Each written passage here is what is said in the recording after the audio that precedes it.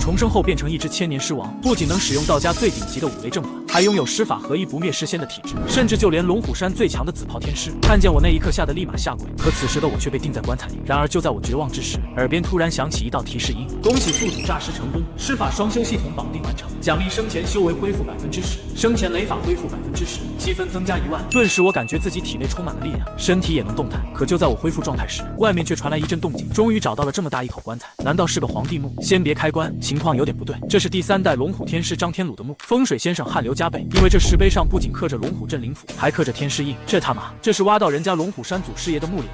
风水先生低头一看，棺材下面有红色的液体渗透出来，是血，不会是口血棺吧？把黑驴蹄子和糯米拿出来，还有那张镇尸符也拿出来备着，这里面的东西可能要诈尸，怕什么？今天就是天王老子来了。这墓也照到不误，盗墓首领一斧头就朝棺盖劈了下来，而我耳边再次传来系统提示音：检测到有人劈棺，击杀盗墓贼后可获得不灭尸仙功，因五雷正法和积分1万点。此刻我体力也恢复的差不多了。就在我睁开眼的一瞬间，墓室所处的上空，黑色雷云翻滚不息，紧接着一道怒雷从天而降，瞬间穿透地表，劈在了棺材上，棺盖直接炸开，裂成了2半。而正准备劈棺的盗墓贼首领，整个人都被震飞了出去，他浑身被天雷余威劈得焦黑，在一口老血喷出来后，更是感觉五脏六腑都移位了。这他妈哪来的雷啊？与此同时，距离此地几十公里外，龙虎山天师府里，身披紫袍正处于闭关之中的龙虎山第77代天师玄真睁开眼睛，听着远处传来一声炸雷之声，天师府里供奉的诸多天师牌位齐齐震动了一下，尤其是3代祖师张天鲁的牌位更是直接裂开了，这牌位似乎是被天雷劈开一样，裂成2半，给这位玄真天师都看愣住。掐指一算，目光透过天师府窗户看向外面的一道紫色接地天雷，五雷阵法，祖师出世了。玄真天师算出3代祖师的坟墓出世，这下他坐不住了，祖宗坟墓被人掏了，谁坐得住啊？他立马传音整个龙虎山，龙虎山所有青袍以上、黄袍、红袍、衣服上带花的都跟我走，3代天师墓出世了。玄真天师第一个从天师府里冲下山，他心中大怒，他妈的什么盗墓贼胆子这么大？这是吃了多少雄心豹子胆？龙虎天师的墓也敢挖。另一边，几个盗墓贼都吓坏了，哆哆嗦嗦地将首领搀扶起来。众人来到棺椁前，却在看到我尸体的第一眼就都愣在了原地。他不是天师吗？怎么穿着龙袍？几个盗墓贼有点看不明白，就连风水大师也吓懵了。我的面部已经僵尸化，看上去无比狰狞，而且额头上还贴着一张黑色镇尸符箓。这张镇尸符是道家等级最高的黑符。我身上还穿着绣有4爪黑龙的龙袍，里面还夹着一身紫色的道袍，而我的身旁则摆放着一把古剑、一枚古玉印和一个名册一样的东西。风水大师此刻牙已经开始打仗了，走走走，赶紧走，这墓到不了了。他这身衣服是4爪地势龙袍，是皇帝赐给太子老师的衣服，这是极高身份的象征。而这人本身又是紫袍天师，一个不小心，那大家就要死无葬身之地。可这群盗墓贼已被猪油蒙了心，我裤子都脱了，你让我走，今天必须带走点值钱东西。看到我身旁摆放的3件宝贝，首领两眼放光，伸手就朝我摸了过来，同时他还招呼小弟来脱我身上的衣服。一旁的风水大师只感觉自己头皮都要被掀开，不好要嘎，他转头就要朝墓穴外跑。这群盗墓贼太作死了，拿了天师剑还要扒尸体上的龙袍，这是真不怕尸变啊！真仙之孙加3代天师加镇尸黑符加4爪龙袍加藏地千年加剑印陪葬，刚刚是不是还打雷了？还有一个雷击，这 buff 叠满了，这要是诈尸了，真就是天神下凡也没用。可是显然已经来不及了，因为就在他们刚要去拔我衣服的时候，我就已经睁开了眼睛。旁边一个小弟已经吓得亚麻呆住，大哥诈尸了！盗墓贼老大愣了一下，我正睁着一双空洞的金色瞳孔看着他们。你好，你们在干什么？我从口中吐出一道黑气，这群盗墓贼吓疯了，如同炸毛的兔子迅速后退。我从棺材里站了起来，额头上的镇尸黑符还在散发微微紫光，试图镇压住尸气，只可惜镇不住，根本镇不住。现在的我脑海当中只有杀戮，杀了这群盗墓贼。从棺里一步跨出后，我直接踏足虚空，眼神扫向旁边那个拿着天师印和正义盟符咒的盗墓贼。下一秒，我如同枯枝般的尸爪之上，银紫色的雷壶缓缓炸了2下雷法。五雷阵法真是久远的记忆，我虽是从地球穿越过来，但和这具尸体融合后也拥有它的记忆。我开始努力回想生前自己所修的雷法，由于我嘎了2000多年，所以第一次施展雷法并不顺畅，释放时也只是炸出了几道银紫色雷法。但第2次我施展的就丝滑多了，一道道银紫色的雷霆在我五指间交织而出。下一秒，雷霆肆虐，我一抬手直接就朝那个拿着天师印的盗墓贼轰去，恐怖的天雷震响了整个墓室。接着这几个盗墓贼就看到那个同伙直接被我的雷法轰成了一堆焦炭，这就秒了。风水先生吓到腿都开始发软，雷法，这僵尸还会雷法，真是见鬼了。不过好像也没毛病，人家生前本来就是龙虎天师，尸变后会点生前技能似乎也没什么。不过僵尸会雷法那就太恐怖，僵尸最怕的是什么？一是道士，二是天雷。道士有符咒，可以斩妖除魔镇僵尸，天雷则是灭杀一切妖魔鬼怪最狠的法术，但这2样似乎对我都不管用。道家最高雷法秘籍五雷正宝就是我传下的。而我灭杀盗墓贼后，耳边就又传来了提示音：收回天师剑印和符箓，获得奖励阴天罡36遍撒豆成诗，五雷正法适应体，外加1万点积分。闻言我师掌一吸，一股恐怖的吸力从我掌中涌出，将天师印和正义蒙威符咒给吸了回来，然后转头看向另一边的盗墓贼首领，拿着那把天师斩邪剑。见我望向他，盗墓贼首领打了个寒战，接着大怒骂道：汉尼玛，谁死还不一定呢！把黑驴蹄子和糯米符纸给我，老子收了这只大粽子。他反手抓了一把糯米在手上，然后用力朝我这边扔了过来。看过英书的都知道僵尸怕糯米，所以很多道士都会随身携带糯米。可我看着撒在自己身上的这把糯米后，却僵硬的皱了皱眉。糯米这玩意儿有什么用？我直接笑了，你用它来对付我，是侮辱我呢，还是侮辱我呢？没等他们反应过来，我失爪一吸，直接将对方手上那一整袋子糯米给吸了过来，顺带着黑驴蹄子和他那张黄符也到了我手里。你用茅山的符来镇我龙虎山的天师僵尸，怎么想的？我也不废话，直接把黄符往自己身上一贴，下一秒符箓直接炸了，压不住。风水先生也是早料到会这样，就连我头上的顶级黑色镇尸符都镇不住，那可是道家最顶级的符箓。要知道一张黑符是可以抵几千张黄符了。糯米当主食吃，黑驴蹄子当开胃小菜，黄符更是被当成擦汗的洗脸巾。我已经不能用凶来形容了，简直就是离谱踏马给离谱开门，离谱到家了。盗墓贼首领又怕又急，他一把拔出自己手上的3-5斩邪剑，妈的，我跟你拼了！墓室巨大的动静早就引得外面的人群围观，而且搞户外直播的主播也被巨大动静吸引过来，在发现是盗墓贼后也果断报了警。此时警方、主播还有龙虎山的天师道长们也都走到了墓室，看到这一幕都惊呆了。卧槽，不是那僵尸怎么穿龙袍啊？而且他还能飘在空中。直播间里弹幕刷屏老铁666，看直播的观众都兴奋无比，而龙虎山的那群道长则脸色难看，这可是他们道派的祖师，可现在不仅祖坟被挖，而且还尸变了。这时候盗墓贼首领已经持剑砍上去，此刻的我连看都懒得看他一眼，而我才是这柄剑的主人。我随手一招，宝剑连同剑鞘便一起飞到了我手上，我单手持剑，轻轻一挥，几道剑气就将这盗墓贼首领削成了人棍，他连惨叫都没叫出来，头就被砍下来，拿贫道的剑斩贫道。亏你想了出来，如此残暴的一幕惊住了在场所有人。恭喜宿主收回天师剑印符箓，获得奖励阴天罡36遍撒豆成诗，五雷正法适应体积分1万。我耳边再次传来系统提示音，现在的我是僵尸之体，而湿气和雷霆本就犯冲，可我在融合了这个奖励之后，那种不适感瞬间便消失得无影无踪了。而另一边的盗墓贼们早被吓破胆，他们在看到警察来了后纷纷朝那边跑过去，他们边跑还边喊着要自首，毕竟去踩缝纫机也好过被削成人棍。可现场的警察就头疼了，他们看我这天师化成的僵尸，光是这惊天动地的尸气就不是他们手里的几把手枪能对付。系统给我的任务是灭掉所有盗墓贼，我目光死死地盯住剩下的人，同时抬手指向剩下的这几只盗墓贼。直播间里很多网友看着这一幕都激动地发来弹幕，霸气，太霸气了！下一秒我反手一道雷法劈过去，封锁了几个盗墓贼退路的同时，还顺带手的解决了一个小卡拉姆。见我又动手，警方着急了，可现在这种情况他们也不敢乱开枪，要是惹我一个不高兴，对他们动手，那他们死了都不算冤。于是警方又将目光看向身后的这群龙虎山道长，其中一个小警员哀怨道：天师道长，帮忙解决一下呀！这时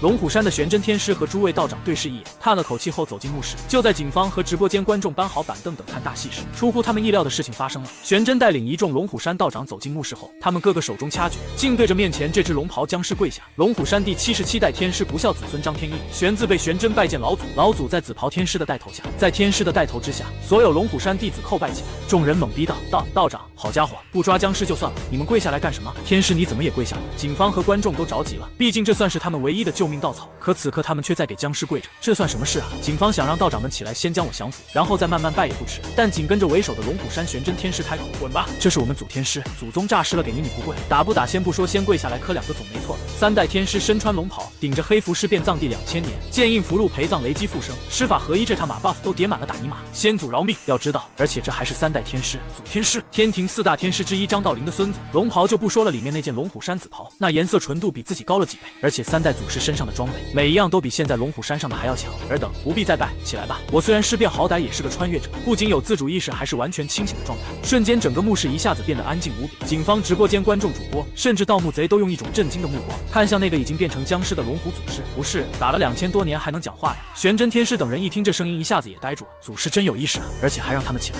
玄真天师说道：老祖宗是晚辈不孝，没有保护好您的墓穴，让这些盗墓贼打扰您的清静，您还请回关休息吧。这群盗墓贼交给我们来处理。既然老祖还有意识，那就好办了。盗墓尸变之事和你们没有关系，本天师也不想跟你们这些小辈动手。你们带着那几个不相干的人离开这里吧，贫道放你们一马。至于那几个盗墓贼，我会自己处理。玄真天师一听知道老祖这是动真火，已经下了逐客令了。他说道：老祖，我们这个时代有一种叫做法院的存在，是专门制裁这些盗墓贼的，就跟以前的官府一样，将他们交给官府处理，不是更好吗？这时候警队的队长也开口了：是啊，道长，他们交给我们警方处理吧，接受到法律的制裁，您放心，他们跑不了。就在他们的话刚刚说完，下一秒我听着已经没有了耐心，东甲乾元亨，正气速流行，一道惊咒的声音在墓室之内响起。警方的人不太了解道门的惊咒，也不知道这是什么意思，他们只看到到这位龙虎山3代天师张嘴，接着就开始缓缓念咒。警员队长还竖着耳朵听是什么意思，直播间的观众也没明白什么意思，有没有懂的大佬解读一下呀？听不懂啊，我也听不懂，像是道家的某种经咒一样，不过具体是做什么的就不懂了。你们看玄真天师脸色有点不对啊，警方的人和直播间观众都还没听明白呢。玄真天师和弟子们听到我念诵这经咒的声音之后，脸色刷一下变了。先祖在上，我们走，我们走，现在就离开，打扰了，还看什么？跑啊！所有人看不明白啊，怎么回事啊？跑什么？为什么跑啊？天师和龙虎山这群道长拉着警方掉头就跑。此刻的墓室之内只剩下盗墓贼和风水先生，他们也想跑，但龙虎山这老祖盯着他们。警队队长一边跑一边问：天师这到底是怎么了呀？刚刚不是谈得好好的吗？玄真天师无了的大语说道：老祖压根就没搭理我们。他开始念蛮雷咒。道家法术之中以雷法为最尊，雷法也分上中下3品，五雷正法和神霄雷法是上品中的上品，其中蛮雷咒威力是所有雷法之中的第一梯队。当年祖天师奉了太上老君之令，灭6大魔王用的就是蛮雷咒。为什么跑？自己想，不跑等死吗？他们刚刚离开墓室，外界天空之上方圆100里之内，整个天空都发生变化。接着一道红色天雷裂开苍穹，直接朝地下劈来，一下子就砸穿地面，整个墓穴都被轰塌。地下我一道蛮雷咒直接劈嘎所有盗墓贼。恭喜宿主完成任务，击杀盗墓贼，获得奖励不灭世仙功，因五雷正法积分1万点。我一跃而起，脚踏虚空，脑海之中吸收着2本功法，我瞬间找到自己的道。而我现在要做的是不断升级修为和早日回到巅峰。2000年前，张天鲁其实距离飞升成仙就差一步，但是那最后一步他怎么也没能跨过去，最终遗憾受尽而亡。而现在我尸变复活绑定系统又有了一条新的选择，恢复自己生前修为的同时修行僵尸技能，达到尸法合一。那个时候想要飞升轻而易举。好，贫道找到了一条直通巅峰的道路。此时我的耳边一道新的提示音响起，龙虎市城北出现大型鬼域，鬼域之中出现一枚先天姻缘，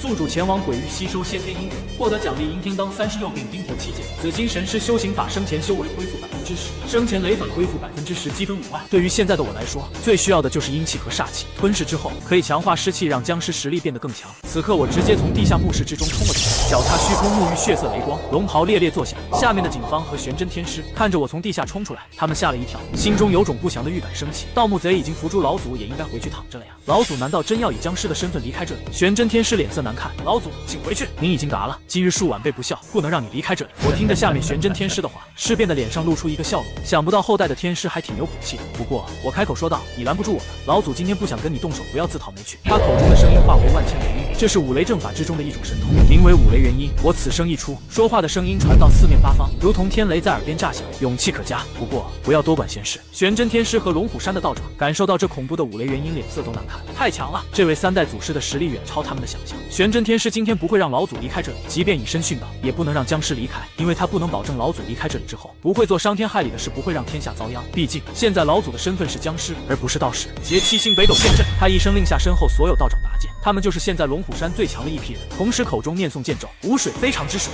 五龙五星真气之水，无剑非凡之剑，就炼剑罡七星斜旁，踏涅北斗跨巨魁罡。接着神剑瞬间爆发出恐怖的灵光，10几把道家神剑在空中组成七星剑阵。玄真天师也将自己背后的天师剑抛向空中，为首的天师剑携带剑阵，化为万道剑气朝我冲杀过来。我看着这群龙虎后辈对自己用出七星剑阵，根本不慌，背后3、5斩邪雄剑出鞘，清华上帝赤刺剑爪，接着一剑斩出，一道剑气直接瞬间就破了。这群道长一起出手，全力施展的七星剑阵，剑阵压根都没碰到我，瞬间溃败下来，10几把剑如同坠落的星辰一般，全部掉落下来。我伸手一抓，直接抓住玄真天师的那把3、5斩邪雌剑。现在天师剑的雌雄2神剑都在我手中了。玄真天师看到这一幕，脸色一变，就连天师剑也被老祖夺走了。警方、主播、直播间观众看到这一幕也是不敢置信，直播间观众傻眼了。玄真天师干不过这位3代的祖天师，看来是真的，没想到差距这么大。你难道不知道，当年七星剑阵就出自我的手吗？你用它来对付我？玄真天师无了个大语，怪不得我瞬间找到了七星剑阵的弱点，一剑斩破。我将手中这把天师雌剑扔还给玄真，收好你的天师剑，贫道还有其他事要办，没空跟你们玩。说完，我化为一道雷光直接飞走。对于自己这个后代，我其实还挺喜欢的，自己明明尸变了，玄真这小子上来不管那么多，先磕两个。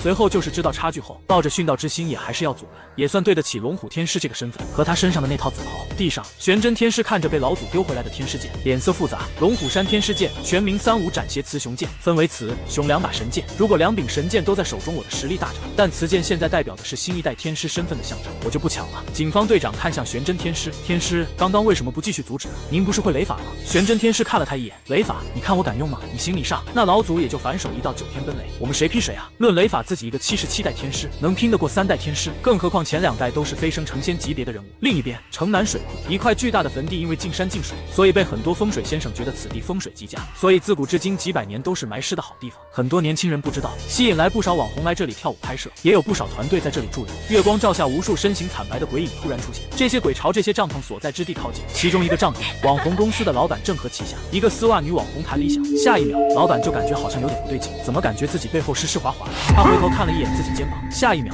老板直接头皮都差点被吓掉。他肩膀上不知道什么时候趴着一只厉鬼，厉鬼的脸上高度腐烂，咧开一张满是黑血的嘴巴，口中4颗獠牙极长无比，直接将网红公司老板的半个脑袋直接吞到嘴里。帐篷之内传出一道尖叫声，女网红这辈子没见过这么恐怖的画面，活生生一个人就这么被砍了。她爬起来就跑，此刻哪里还能顾得上什么形象？可她上一秒才跑出帐篷，下一秒人直接傻在了原地。此刻外面已经满满都是密密麻麻的厉鬼，裂口鬼、断肢鬼，各种死状奇形怪状，只要不能想到的什么样的都有。这些厉鬼看到这女网红之后，口水都流出来了，直接了扑上来，一口就咬在让无数网友垂涎3尺的女网红的丝袜上，直接咬下来一大块血肉。女网红大声惨叫。此刻其他帐篷里的网红也是同样的遭遇。突然一只红衣女鬼王降临在这片鬼域之中，这只红衣女鬼王怀里还抱着一个孩子，是她的鬼婴。鬼婴长相难看无比，张嘴一笑，露出如锯子一般锋利紧密的牙齿。紧随着这只红衣女鬼王出现的，还有另一只男鬼王。这只男鬼王身上赫然穿着大清太监的衣服。太监鬼王怒道：抢什么抢？咱家和娘娘还没吃呢，还愣着做什么？还不把血尸给咱家抬上来？想死吗？这只太监鬼王和红衣女鬼王显然是这鬼域的首领级厉鬼，本身的修为也是鬼王级别。这些厉鬼茫然看了对视了一眼，最终不敢忤逆，将抓到的这几个活人送了过去，个个都长得细皮嫩肉，而且卖相不错。红衣女鬼王十分满意，她随即挑了其中一个最漂亮、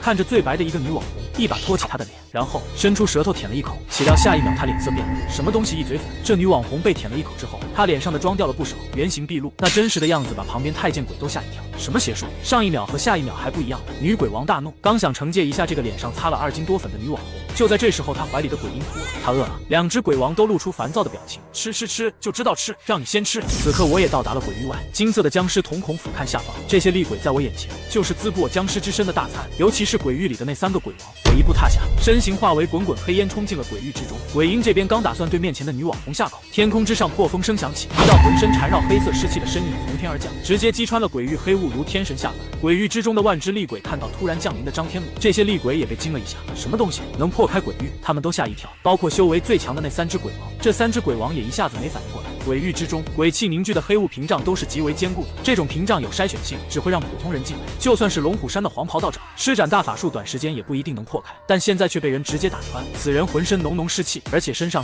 穿着黑色龙袍。看到我的第一眼，太监鬼王第一个大怒：混账东西，你是个什么玩意儿？一只僵尸也敢穿龙袍？那是你能穿的吗？生前他侍奉过皇上，突然来了只僵尸，也披着一身龙袍，他一下子怒了。旁边的红衣鬼王仔细端向我身上，一般的僵尸哪有力量破开鬼域的屏障？这只僵尸还拿着一把剑，龙袍里面还穿着一件深紫色的衣服。下一秒他浑身一颤，这衣服眼熟，龙虎山天仙洞衣，而且还是深紫色的。这他妈的不会是龙虎山紫袍天师吧？龙虎天师尸变了。红衣女鬼王这边刚刚认出这只僵尸的身份，旁边的太监鬼王已经下令小的们弄死他。红衣女鬼王想说些什么，但已经来不及了。我面无表情看着这一大群朝自己扑过来的厉鬼，下一秒就只见我缓缓伸出一根僵尸手指，干枯的僵尸手指在空中随意画了几下，紫光丝线在虚空之中拉出，一瞬间一道紫色雷符便在他面前凝聚而成。红衣女鬼王看到这紫色雷符，她瞳孔巨缩。传说天师府有一种至高级别的雷法使用方法，通天符箓绘制法。当符箓造诣修至一定地步之后，就可以无需再借用符纸、符笔、符墨，而是完全脱离这些东西，能以自身修为术法为墨，以纸为笔，以天地虚空为纸，直接在虚空之中画符。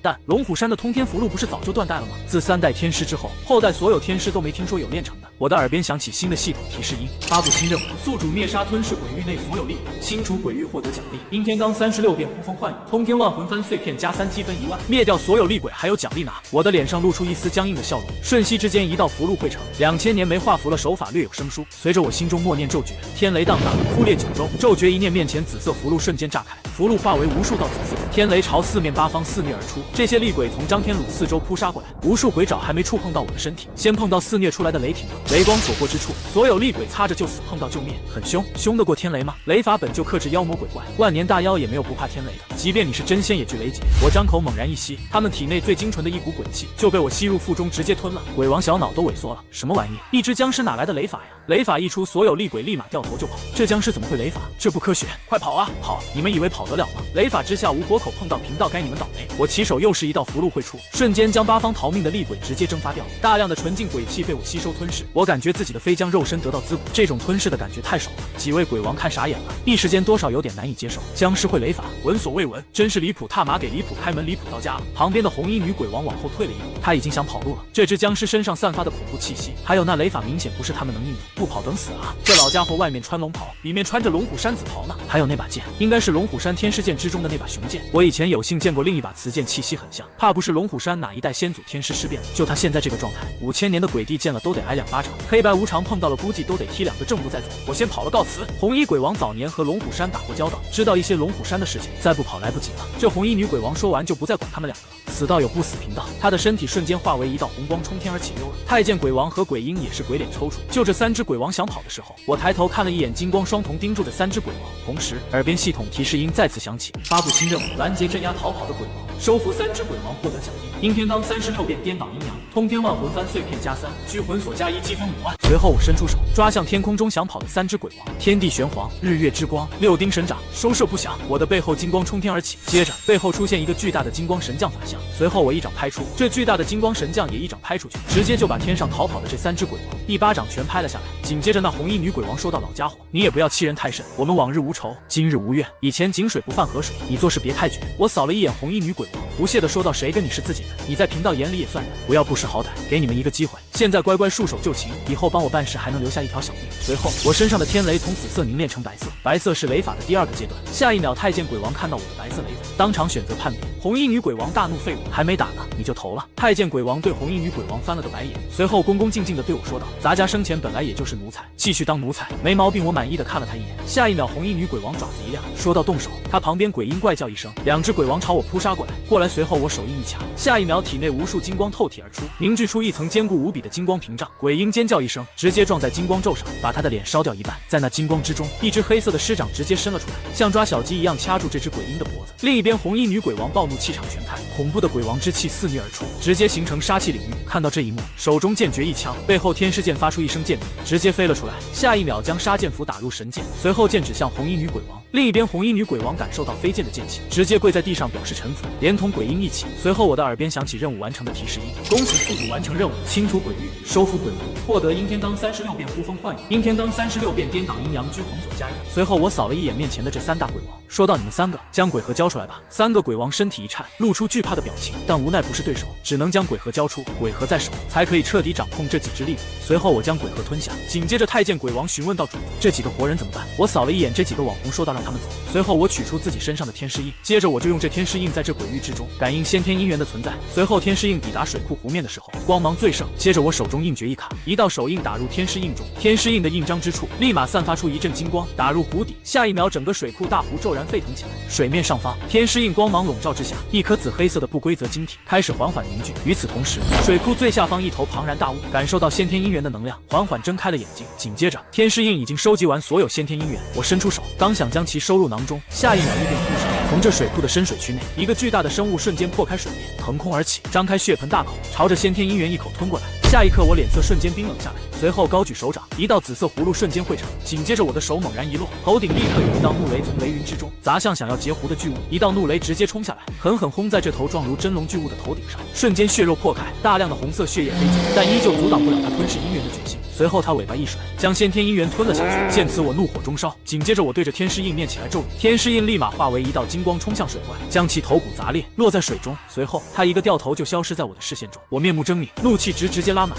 3大鬼王感受到主子的怒意，瑟瑟发抖。下一刻我转头问道：“你们在这里修行这么多年，水库底下有这么大一条泥鳅，都不知道吗？”3大鬼王说道：“主人，我们真不知道啊。是啊，此物使泥鳅成精，每日混于水底泥浆之中，很难察觉啊。”随后我的金瞳看向水下，刚刚那头半路截胡的巨物是一头千年大泥鳅，已经彻底化龙得道。于是我准备收了这条千年老泥鳅，不动真格的，你是真不知道沈王爷有几只眼。与此同时，我的耳边传来系统提示音，发布新任务，检测到先天姻缘，布下天罡8门阵，困住千年大妖获得奖励，阴天罡36变翻江搅海，袖里乾坤修行魂。随后我二话不说开启天罡8门阵，下一刻我单脚踏出，浑身湿气滚滚，黑气如浓烟，于水库正上方，僵尸手指在虚空之中画符，一道道黑色符箓被他在虚空中描出，随后无数黑色符箓如同箭矢一般射入水中，分别定位8八卦方位，下一秒8道黑光从水底深处冲出，冲天而起，帮助升上苍穹。阵法已成，恭喜宿主完成任务，布下天罡八门阵，困住千年大妖，获得奖励阴天罡36变翻江搅海，秀丽乾坤修行法。与此同时，龙虎山内部官方网站上有通道发出，龙虎山向道门所有同道球员，他们龙虎山3代老祖墓被盗，3代老祖师复活，现已逃走失踪，对世俗威胁极大。所有道门如果发现老祖行踪，联系龙虎山和各大道门一起围剿。消息一经发出，瞬间引起道法界轰动。此时的城南水库外，距离水库1公里，随着我布置下的天罡八门阵的阵光冲上云霄。与此同时，一个手持18颗念珠的黄衣法袍和尚停下了脚步，他抬头看向水库方向的天空。就在这时，水库方向一辆越野车疾驰而来，和尚一眼看出这辆车上带着些许尸气和鬼气，显然和水库方向的僵尸厉鬼遭遇过。于是他伸手拦下车辆。开车的网红看到前面突然出现一个人，而且就挡在车前，他吓了一跳。女司机愣神的功夫，刹车都忘了踩了。再次睁开眼时，车子已经撞向这黄衣和尚。但让他们没想到的是，这和尚竟然丝毫不慌，原地双手合十，紧接着一掌拍在车头上，直接把车头按住，硬是将这车拦下来。车内的几个人直接傻眼了，这什么怪物啊，力气这么大！而这时候，和尚笑眯眯来到车窗旁边，问道：“几位施主，贫僧有礼了，请问几位刚刚是从那水库方向而来吗？”紧接着车里的人瞬间反应过来，如同找到救命稻草一样。接着，这群网红就把在水库边上发生的事情全说出来。听完这几个人所说的话之后，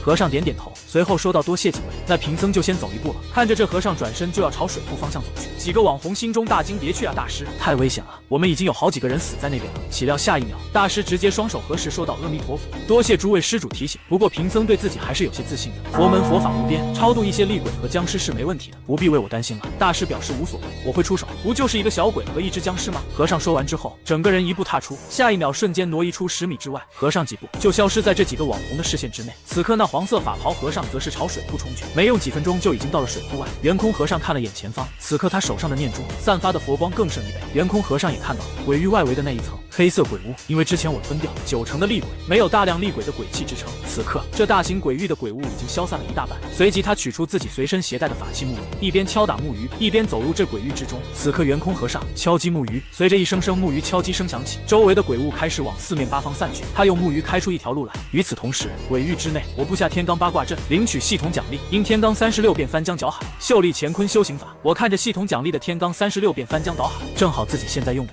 随即我将其提取吸收。紧接着我一掌伸出，如同拿住虚空，随后将手插入这水库之中。随着我手掌的转动，一个巨大的漩涡出现，随着漩涡越来越大，直接形成龙卷状，数道水花卷起10数丈高。我背后的3只鬼王看到我，抬手之间，天翻地覆，翻江倒海。那原本平静的水库上，一下子出现10几道龙卷水柱，似乎要将整个水库倒过来。离别这3个鬼王，心中震惊，这种级别的存在，别说鬼王了，鬼帝来了也得乖乖跪下来。刚刚那条泥鳅抢这位的东西，只能说属于老寿星上吊找死。随后我看向水面，双眼透过湖水和泥沙，寻找那条敢打劫自己的老泥鳅，嘴里说道：“小东西，你别被我带到了，你要是被我带到了，有你好果子吃。”与此同时，鬼域之外，一个黄色法袍的和尚敲着木鱼，缓缓穿过黑色鬼域的黑屋，朝里面走来，准备降妖伏魔。走着走着，他听到耳边翻江倒海巨大的水流声。圆空和尚眉头微皱，什么声音？哪来这么大的水声？圆空和尚一步踏入其中，同时口中喝道：“阿弥陀佛，贫僧法重寺圆空大士在此。”而等厉鬼还不快快束手就擒，巨大的佛音直接冲散面前所有的鬼气，黑屋佛光笼罩之下，他行走在这鬼域之中，简直如同是一尊真佛在世。此刻的我心中正窝着火，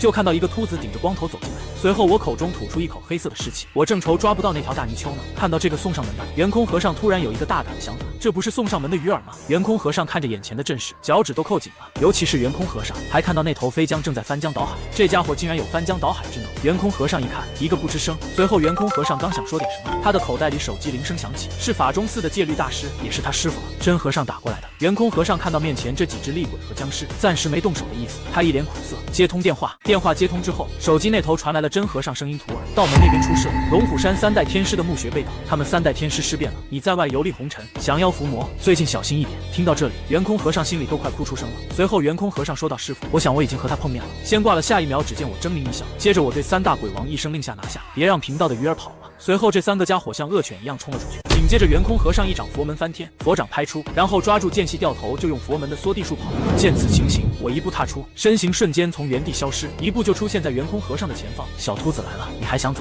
圆空和尚没想到这只僵尸移动速度比自己还快，这就是龙虎山3代天师的实力吗？太吓人了。紧接着他手中念珠一把就反手抽了出去，6字真言爆发出前所未有的佛光之力向我抽过来。然而我直接用肉身硬抗攻击，念珠直接被抽断了。随后只见我抬起一只手，一道地命身符瞬间凝成，直接把他按在了圆空和尚的脑袋上。紧接着我就抓着猎物回到水库之上，下一秒我直接收了翻江倒海的身份。水面重新恢复平静之后，我收敛起自己的身上的所有气息，然后直接将这圆空和尚往水里一扔。现在要做的就是守株待兔，等那条泥鳅放松警惕出来就行，只要冒头就必死无疑。很快几个小时过去，城南水库依旧没什么动静。另一边城南警局，佛门法中司的了真大师和龙虎山无恙天师都带人来到城南警局。两边的人一见面，法中司的戒律堂的真和尚就摆了一张臭脸。阿弥陀佛，龙虎山真是好大的能耐，身为道门祖庭，连自己的祖师都管不住，祖师也能是变出来害人，真是天下奇闻。无恙天师本来心里就不爽，现在听着这个真秃子的话更不爽了。随后他开口道了：真大师，你最好管住你的嘴，不然贫道无法保证你的生命安全。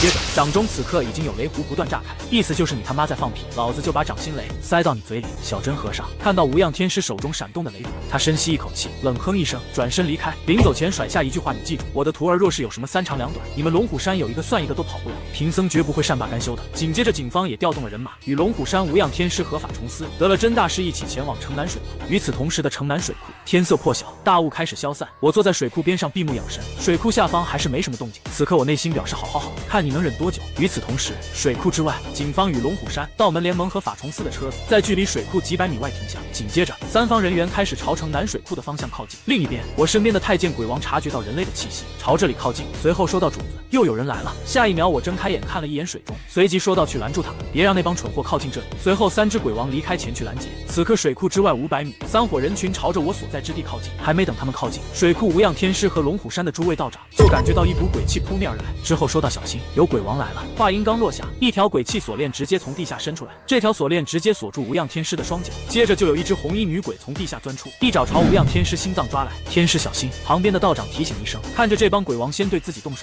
无恙天师脚下猛然一震，几乎瞬间就震开地下捆着的锁链。紧接着无恙天师对着面前的红衣女鬼迎面就是一掌，红衣女鬼瞬间被拍飞。下一秒，红衣女鬼冷笑一声，说道：不愧是龙虎山紫袍天师，雷法果然强大。不过我劝你，现在最好还是不要过来打扰比较好，我家主人在里面办事，打扰到他，对你们龙虎山以及对我们这些做手下的都不好。随后他的身边，鬼婴王和太监鬼王的身影也缓缓出现，三大鬼王往门口一堵，压迫感立马就上来了。随后了真和尚冲了出来，说到：昨天晚上贫僧的爱徒来过这里，我徒弟呢，把人交出来，钓鱼不打窝，钓到也不多，那个小秃驴已经被我家主人拿去当鱼儿打窝了。听到这里，了真和尚绷不住了，下一秒背后凝聚出巨大的佛像，朝着红衣女鬼一掌拍了过去。女鬼王看到这个架势，直接一个闪身，随后开口抱怨道：都告诉你别吵，你搞这么大动静，不要命了吗？然而了真和尚可不管这些，他急了，愤怒使他失去理智，随即直接开口大喝一声：阿弥陀佛，众弟子何在？今有妖魔作乱，害我佛门弟子，尔等还不速速开坛罚鬼，念金刚经加持于我，杀鬼伐魔。随着了真和尚一声令下，他身后的10几个佛门小和尚拿出法器，浑身散发着刺眼的佛光，在10几个和尚的法力加持下，了真和尚的法力瞬间增长数十倍。此刻的他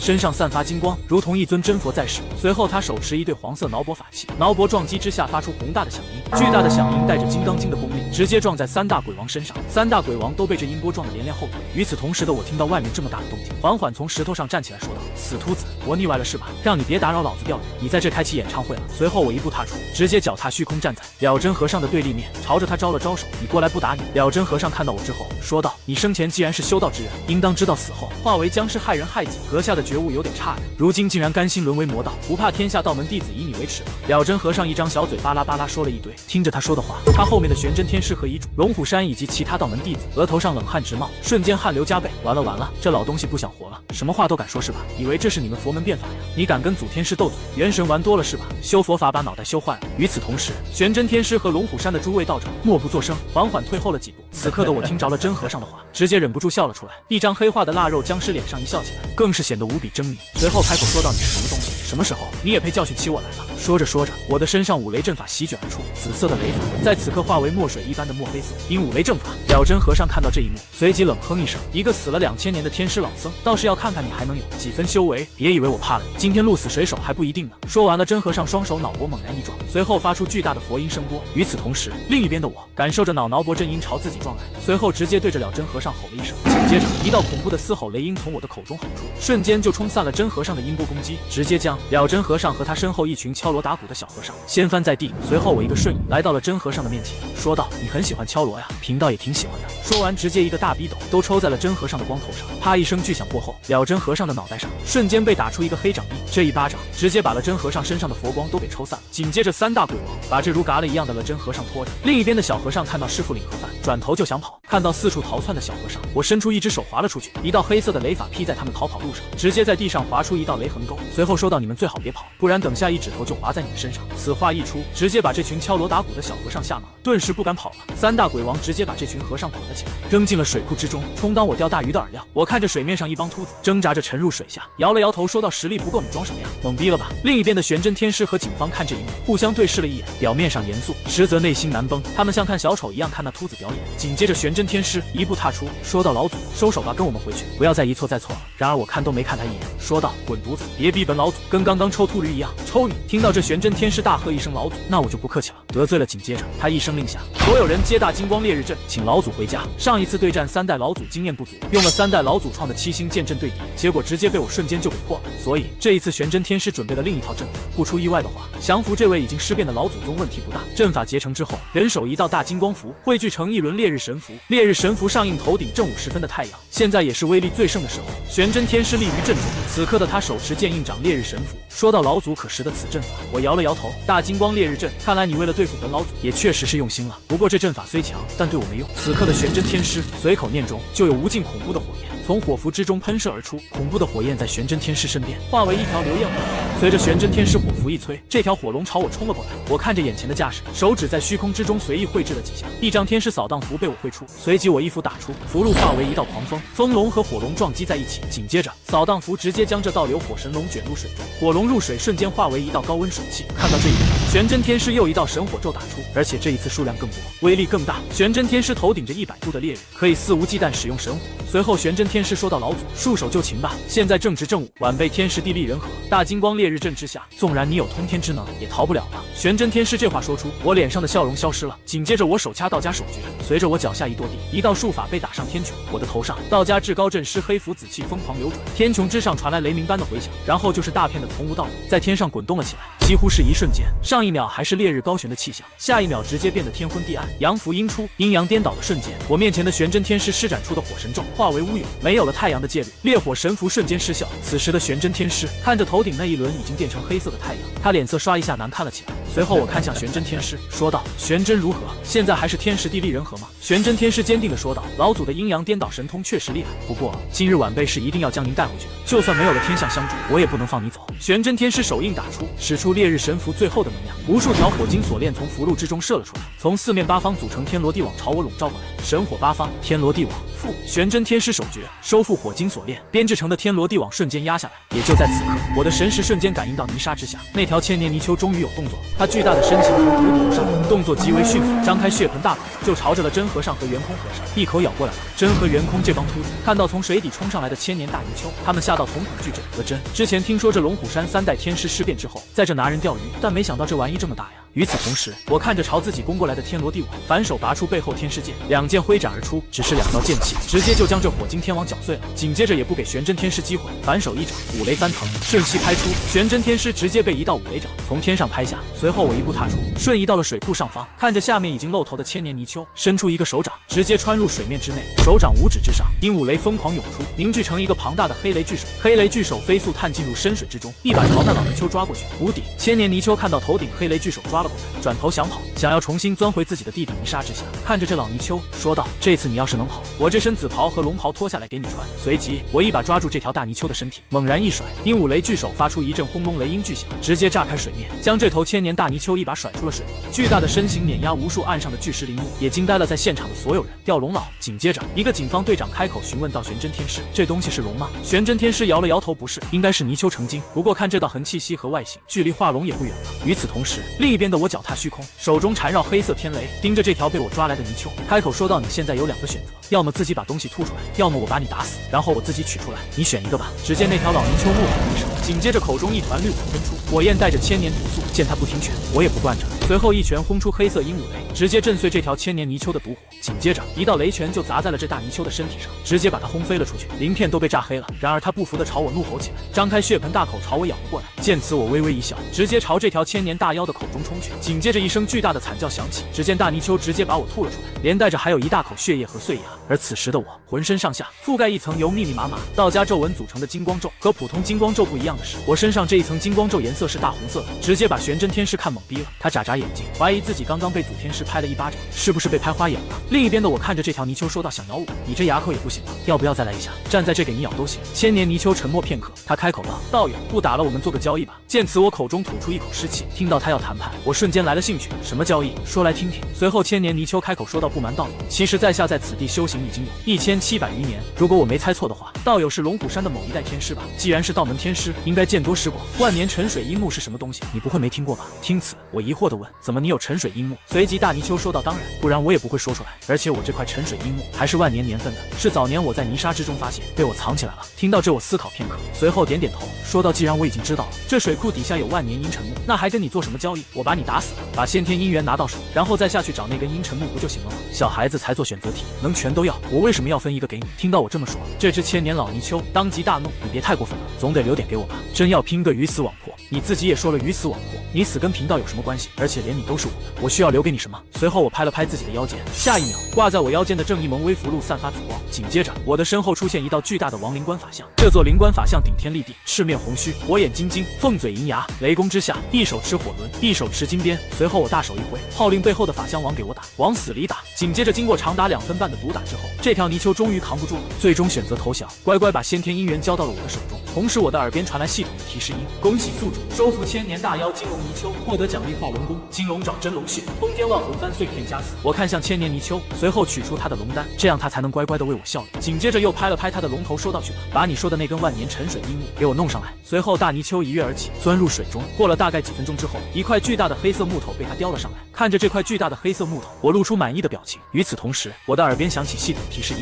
发布新任务，寻找一座棺材铺，使用乌木打造一副顶级棺材，系统将为宿主打造的棺材评分，越高获得的奖励越丰厚。为自己寻找一处风水宝穴，获得奖励：阴天罡36变前渊缩点，紫江神火加1。我随即看向手下的3只鬼王，说道：“带上这块乌木，去附近的村子找个能工巧匠，给本老祖打一口上家的棺材。事情办不好，你们知道下场的。”3只鬼王脸上直冒冷汗，连连称是。接着将目光看向一旁的千年泥鳅，这家伙被我暴揍了一顿之后，现在龙丹也被拿捏着，说道：“既然现在大家都是自己人了，以后你乖乖给我办事。”我伸出手一指点处，化龙功化作一道金光，射入千年泥鳅的识海深处。他的脸上出现狂喜之色。此功法能够提高你的上限，加快化龙的速度，并且有机会晋升5爪真龙。泥鳅听完直接俯身趴下：“祖天师在上，今日之恩形同再造，愿肝脑涂地，上刀山下火海，绝不推辞。”什么主人？从今天开始你就是我义父。泥鳅觉悟还是很高的。见此，我微微点头，说道：“既然你已入我门下，从今天开始你就叫玄土吧，和当代天师一个字辈。”泥鳅听着这位祖天师给他赐下的道号，他微微皱眉，心里不开心。这名字是不是有点土里土气的？他修行千年，从一条泥鳅开始进化，努力一辈子就是为了摆脱这个土字，结果现在以土为名，这不还是没摆脱吗？下一秒，我反手拿出2样东西：修行功法金龙爪，一滴真龙血。此2物对你也有好处，都赐予你。这2样东西一拿出来，泥鳅倒吸一口凉气：“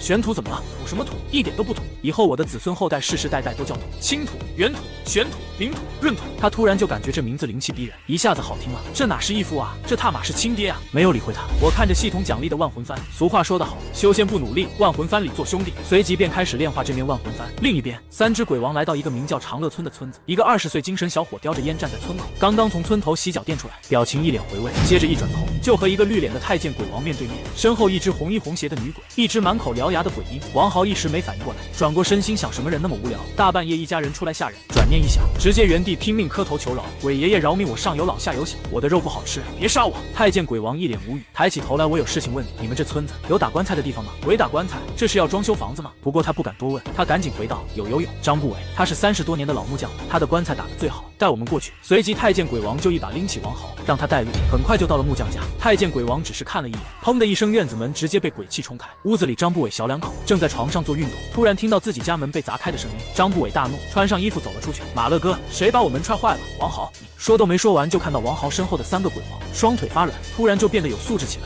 他结巴问道：“老弟啊，这3位是谁啊？”王豪也发抖：“我给你介绍过来的顾客，他们来做个棺材。张不韦听到王豪的话，眼前一黑，心中早已经把王豪祖宗18代全问候了一遍。平时待你个王八蛋也不薄，有鬼你往我这领是吧？太监鬼王嫌弃看着院中的棺材，袖子一扫，一块巨大的乌木被他放到院子里。张不韦揉揉眼睛，卧槽，这木材，看这品相，是金丝楠木，是在水里泥沙经过万年高压碳化形成的顶级乌木。张不韦这辈子没见过这么高档次的木头，今天属实开大眼了。给你1天时间，我们来取棺，如果打不好你就等拿吧。说完，这3个鬼王留下乌木，飘然离去，回去复命。张不韦骂骂咧咧穿上工作服，平时最快3天才能打造一口普通的棺材，更别说1天打造一个顶级的乌木棺材。张不韦看向王豪，愣着干嘛？赶紧把全村的木匠叫过来干活。就在他们做棺材时候，张不韦的儿子张伟脸色难看的回到了家。2个月前说去澳门发财，输得精光，直到现在才回到家中。一回到家，张口就要20万。张不韦一下就急眼了，多少？20万！他手上的木匠豹子火花都要刨出来了，一辈子做木匠的钱都没有那么多，直接把这个不成器的儿子轰了出去。要债的人还是村口等着他，拿不出20万出来，他得被人削成人棍。就在张伟琢磨着进去偷的时候，突然看到院子上的乌木棺材。出生于木匠家庭，自然知道这乌木价值连城。张伟一下眼前一亮，心中有一个大胆的想法。忙了一整天，张不韦和4、5个老木匠左右开工，在小命的 boss 加持下疯狂的干。这具金丝楠乌木所制的上等棺材打好了，也终于可以休息一下，回去喝口水的功夫，张伟联合要摘的几人将棺材快速的运走。接着张马从屋里出来，一出来就看到院子里空空如也，急忙叫自己家男人出来。张不韦一屁股坐在地上，这偷的不是棺材，这偷的是他的小命啊！很快便想到自己败家儿子只有他有自家的钥匙，于是掏出手机打电话给自己那蠢货儿子，别他妈这么坑爹。另一边，我睁开眼睛，万魂幡也炼化完成，看向3只鬼王说道：去看看贫道的棺材。眨眼功夫，脚踏虚空已经来到张家的院子上空，瞬间整个院子里阴风阵阵。张木匠，我家主人的棺材呢？做好了吗？太监鬼王的声音传遍整个院子。片刻，张不韦和他老婆穿着寿衣，王豪也穿上一身崭新的寿衣，跪在地上浑身颤抖。张不韦如实说道：韦爷爷棺材做事做好了，但是中途出了点意外，将前因后果讲述了一遍。太监鬼王等3鬼听到张不韦的话，勃然大怒，办这点小事也能把东西弄丢？眼看太监鬼王就要打了他们，天空之上我开口道：够了，你们几个废物，把东西找回来才是正事。随即便问到木匠，你儿子叫什么名字？生辰八字是多少？我手指微微一掐，心中瞬间已经算出张伟在什么地方，在干什么。占卜算命生前的技能早就玩到满级。接着我转身一步踏入虚空，离开此地找张伟去了，没有为难木匠一家。岳江庄园，一辆拖车拖着这金丝楠乌木棺材驶入这座岳江集团的私人庄园之中，而庄园内部正在举办一场葬礼，正是岳江集团98岁高龄的老董事长周岳江。听说张伟这有金丝楠乌木棺材，直接开价1个亿买下，本就是盗取家里的棺材，他也不想多生事端，就答应了下来。迎面走出来的这群周家人之中，以一位20岁女子为首，正是周新蕊，周家的千金小姐，身边则是站着一个穿着黑色西装的青年。他走到棺木旁边，接着伸出2根手指，随着体内一道气劲运出，西装青年指尖轻动，结出一道小型法阵，接着有一道灵气注入这棺材内部，下一秒棺材之内就自然生出一片淡淡紫烟，紫烟覆盖在这具金丝檀乌木棺之上。西装青年点点头，似乎对于这棺材品质很是认可，这种级别的棺材平时有市无价，别说1个亿10亿都是血赚。周新蕊点头，让手下人直接打钱，接着就让人把棺材抬进去，转身便离去。张伟看着手机到账的消息，眉开眼笑。岳江庄园上空，一道身影携带浓浓湿气，黑烟横跨苍穹而来。我看向脚下的巨大私人庄园，说道：把人抓回来。3只鬼王得令，化为3道鬼气冲入这庄园之中。我则手指一掐，似是察觉到什么，棺材已经被人捷足先登，还想在上面刻法阵。下一秒，我怒气直接拉满，这他妈我能忍？庄园礼堂之内，突然所有人感觉到光线一暗，一阵巨大的爆炸声响起，一个身披黑色龙袍、背负天师剑的男人直接降临在这周家的葬礼之上。金色的尸筒扫视全场，最终目光停留在金丝楠乌木棺材之上。此刻，在这里的都是一些上层社会的名流人士，不是富甲一方的顶级富豪，就是明星富二代。一只僵尸从天而降，凶神恶煞，瞬间所有人都慌了。那西装男子喝道：何方妖孽，光天化日之下敢在本少师面前逞凶？这名男子名叫李晨风，师傅是一名大名鼎鼎的天星大宗师，因此被称为少师。只见他反手翻出一张符箓，黄符直接朝我的额头射去。这是一张天星派的定师镇邪符，7星北斗，震慑万江。定，下一秒，符箓爆发，一阵金光吸在了我的头上。定师傅起效，李晨风心中得意，这就成了吗？周围的人也松了一口气，虚惊一场。然而就在这群富商们赞叹，我在李晨风目瞪口呆的注视下，抬起手把自己额头上的黄符撕下来。故人曾经用黄符试图镇压贫道，只可惜现在坟头草都3尺高了。李晨风反应倒也迅速，他手指迅速结出一道手印，一道灵气神兵直接在李晨风指尖迅速凝聚，他的指头上立刻爆发出一道恐怖的剑气，接着直接对着我劈了过来。我看着这一剑斩下来，一只爪手直接抓向李晨风劈出的这一剑，没有造成丝毫伤害。喜欢结印，下一秒我直接单手成印，一道黑色雷霆立刻从指尖劈出，凝成法剑，反手一道雷剑劈出，和李晨风的法剑对撞在一起，瞬间就将李晨风的指尖法剑击得粉碎。他瞬间汗流浃背，五雷剑法不是道家最高雷法吗？僵尸怎么还会雷法？此刻周家大小姐周新蕊看到李晨风连续吃瘪，有点担心，询问道：晨风你行吗？李晨风腰背一听不行也得行，十分自信开口：放心，只是一只稍微有点实力的僵尸罢了。他一下从自己西装内部口袋里取出一本符箓，念诵施法咒语，接着将符箓朝着我所在方向一把散去。父师所挟，去！我双手双脚被束缚，站在原地没动。看来这货还没认清自己，静静看着他表演。恐怖的温度几乎瞬间将整个礼堂之内的温度上升了10几度。意念一动，一道血红色的金光咒覆盖在我的身上。李晨风看着毫发无伤的我，依旧站立在那，他惊呆了。本来以为一把火能烧死，结果把个大掌教才会用的大金光神咒逼出来了。别人是越打越自信，李晨风是越打越害怕。眼看打不过他也不废话，李晨风咬破手指取出一张白符，接着他用自己的血液在符上画路：黄符召神将，白符引鬼将，召唤鬼王。下一秒，整个礼堂都发出一阵鬼哭狼嚎的声音。此鬼王半部鬼皇实力，一双白眼珠，蓝色长袍，名为楚人美。随即他看向站在那里的那只卑贱的龙袍僵尸，一步踏出冲了过去。我看着朝自己这里冲过来的楚人美，反手一巴掌拍上去，五雷掌轰鸣而出。我面无表情看着，摇人是吧？你摇鬼，我摇神，不过分吧？我直接一点正义蒙威符箓，符箓之中一道神像飞出，背后一道白衣银甲鹅黄袍，头生三目天神眼，手持3尖2刃刀的道教天神法相神影，瞬间矗立。这是道家文化之中赫赫有名的二郎神。楚人美看着二郎神，刚刚还凶神恶煞的鬼王楚人美瞬间老实，他站在原地不敢动弹。本来以为是一把虐菜局，结果你把拉过来打万分巅峰赛。这时我大手一挥，身后二郎神直接放出哮天拳，哮天拳法相狂奔而出，朝楚人美咬过去。楚人美一看哮天拳朝自己冲过来，杨戬直接取下自己腰间银弹金弓，下一秒一弹射出，楚人美连一声惨叫都没发出来，直接被打散了鬼身，当场化为一道阴气。我反手取出万魂幡，将这缕阴气引入万魂幡中，成了幡中厉鬼。此刻地府之下，楚人美阴气被打散，一瞬间这只阴神就感觉到楚人美嘎了，阴神大怒，谁敢杀我手下鬼王？大黑鬼母和伽椰子奉命上去查看。看着这2尊鬼王上来，李晨风吓一跳，他赶紧传音：二位速走，此地不宜久留。然而李晨风已经来不及解释了，一条白色细拳已经扑了上来，一口就咬断了伽椰子的脖子。我一晃万魂幡，伽椰子的阴气飞入万魂幡中，瞬间收了。好，还有意外收获。大黑鬼母现在知道为什么李晨风让他跑路了。二郎神属于天神，鬼帝来了都得抖3抖，更别说这种鬼王鬼皇级别的厉鬼。一颗银弹射来，大黑鬼母也当场被打散，露头就秒。派他们上来的那尊阴神再也坐不住了，阴神大怒，直接从府邸之内起身。鬼门关内，这尊阴神的身影露出头来，一张青面獠牙的阴神一步踏出，真是葫芦娃送爷爷一个个送。杨戬拉起银弹金弓又来一个，直接锁头。这时候他已经看到杨戬法身了，他一看上面搁着嘎嘎乱杀的，竟然是二郎显圣真君。卧槽！看到我那一刻也认出来3代天师的身份。真君，天师饶命！他说道：小神乃地府地藏王座下，驾前护法官将手增损2将，误会一场，2位别动手。也就是地藏王菩萨的手下。杨戬听着损将军自报家门收了弹弓，地藏王的人那还是要给点面子。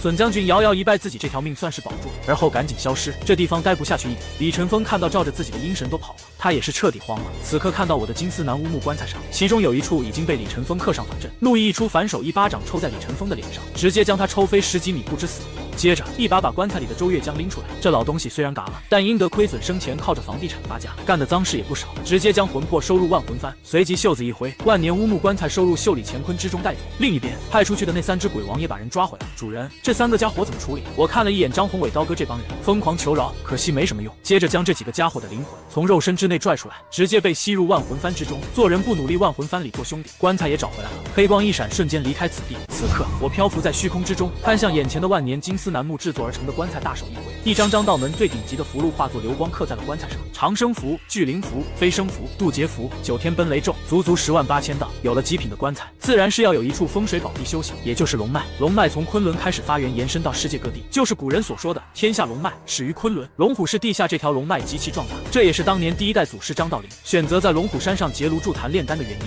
风水极佳，2000年屹立不倒，香火极盛。显然我不能去龙虎山，这具身体之势以及阅历，在龙脉上找风水宝地相当好找。我站在这条千年金龙泥鳅的脑袋上，下一秒他的身形以极快的速度消失在空中。而与此同时，另一边圆空和尚和了真和尚他们回到法众寺之后咽不下这口气，随即传音，当今佛门最高辈分的高僧枯荣大师，也就是他们的师傅。万佛洞内时隔10年，枯荣大师再次出关，97岁的他达到了一种新的境界。此刻感受到圆空到来，说道：10年不见，寺内一切安好吗？圆空恭恭敬敬回到师傅闭关这10年，我法众寺一切照旧，寺内安宁。听着圆空汇报，枯荣点点头，十分满意这个回答。随即圆空诉说了自己被扔到水库里喂鱼，枯荣也十分惊愕，自己的弟子的实力还是清楚的，什么僵尸能够让圆空不敌，并且还如此狼狈？显然枯荣不是很相信圆空的话，并且表示这个场子佛门一定会找回来的。那只小小肥僵现在我一指足以杀之。他看向圆空说道：佛祖告诉他，现如今整个龙国地下各地龙脉开始凝聚龙脉道果，眼下100年佛道气运的关键，带着圆空直奔佛祖指点之处而去。此刻龙虎市内名为风雷山的山峰上，圆空和枯荣已经来到这里，规划在这座山上建立一座新的佛寺，其目的长期占据龙穴之地，才能彻底吞掉地下的龙脉道果。然而枯荣在这山的范围围内，没有感受到任何一丝龙脉宝地该有的磅礴灵气灌溉全山的感觉，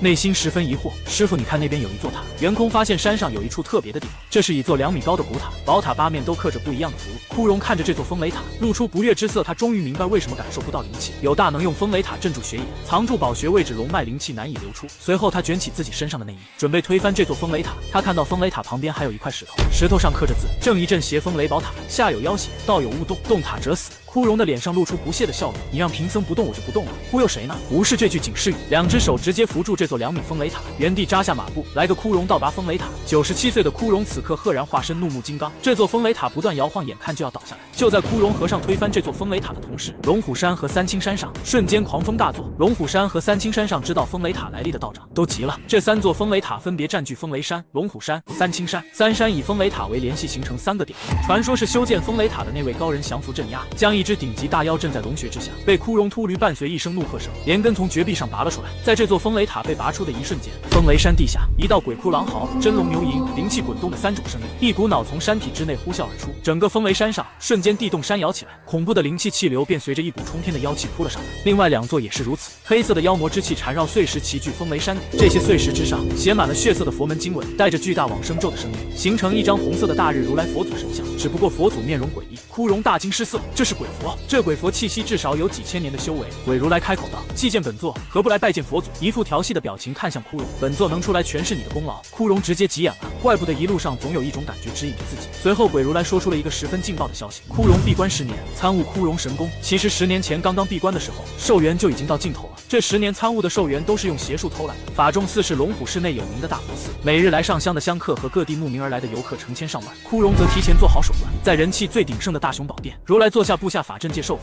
只要在佛祖面前叩首，就会被他借走寿元。这就是枯荣寿元已尽还能10年参悟的原因。早在10年前就已入了邪道，枯荣脸色彻底难看至极。佛门的人听到这鬼佛的话，他们的脸色也大变。枯荣此刻骤然狰狞，妖言惑众，今日留不得你。枯荣手一伸，9龙锡杖立马金光一闪，飞到枯荣的手上，整个人踏空而起，锡杖之上金光闪烁。鬼如来一掌拍下，掌法之下竟也带着些许佛法微光，巨大的石像之掌和枯荣和尚的禅杖撞到了一起，刹那间佛法之威震天动地，二者一时间竟然难分上下。鬼如来狂笑道：没用的枯荣，佛法金光自然可以克制邪魔，如今的你靠邪道获得的法力早已不纯粹，还是入我座下做我的罗汉吧。枯荣闻言大怒，他的佛心已经有点崩了，他的气息攀升到极致，已经被愤怒的情绪掌控，然而根本没用。鬼如来疯狂的嘲讽：你会佛法我也会，我们在凡间开创一个大雷音寺，广纳香火，我们联手扬佛灭道，不过举手之间就能成就佛身。我连忙起身，吃瓜吃到自己身上来了是吧？道教就是自己家的产业，现在你们这俩小东西说灭就灭啊！其实我早早的就来到附近，本来还想看一场好戏的，奈何这个秃驴就这点本事，下一秒直接一只手朝那鬼佛抓过去。来，小东西，把你刚刚的话再说一遍，给本老祖听听，再跟我说一遍，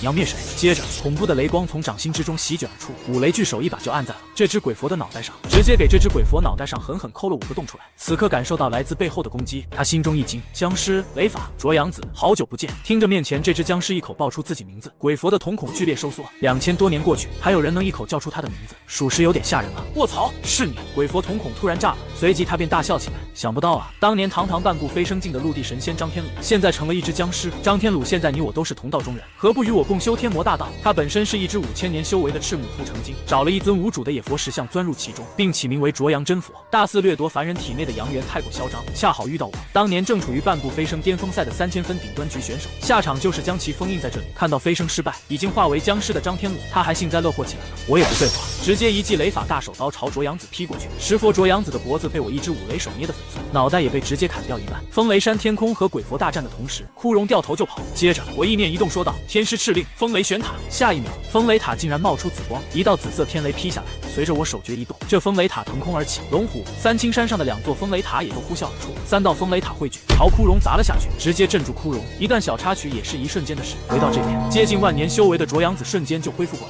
来。2000年时间里，卓阳子虽被龙脉镇压，但可以借助龙脉之气修行，竟让他修成不死佛陀像。卓阳子恢复之后，反手朝张天鲁打出一指，肉身无敌，不代表魂魄也是无敌的。下一秒，我袖子一挥，9柄紫色迷你小剑映照而飞出来，接着组成剑阵飞至卓阳子尸佛身的4面8方，封锁可以跑路的的所有方位。没想到你2000年过去还是这个鸟样，真以为贫道杀不死你。随即一道剑斧打了出去，齐齐发出一阵剑鸣，然后就朝卓阳子绞杀过去。卓阳子他则双手合十立于虚空，丈六金身。接着他的整个佛身化为金色，如来金身，号称万劫不磨，永世不灭，坚不可摧。卓阳子哈哈大笑，你的飞剑对我没用，我并没有跟他多避避，一只妖怪多浪费口舌也没用，直接出手，9把雷公剑直接朝卓阳子的金身杀去。雷公剑之上天雷呼啸，神剑切割在卓阳子的丈六金身之上，虽然有伤害，但这家伙实力比2000年前强上不少。打了半天给卓阳子刮痧，只卸下来一条佛陀大腿，仅仅在片刻之后就被卓阳子恢复了。卓阳子一掌对着雷公剑拍出，丈六金身加持下，他一招如来神掌将雷公剑拍到倒退。卓阳子冷笑，雷公剑也不过如此，谁能斩我？没有真正的给神剑开过光，当时是缺乏天师血，如果有张家的天师血开光，威力至少还能上升好几个档次。我将雷公剑集体掉头，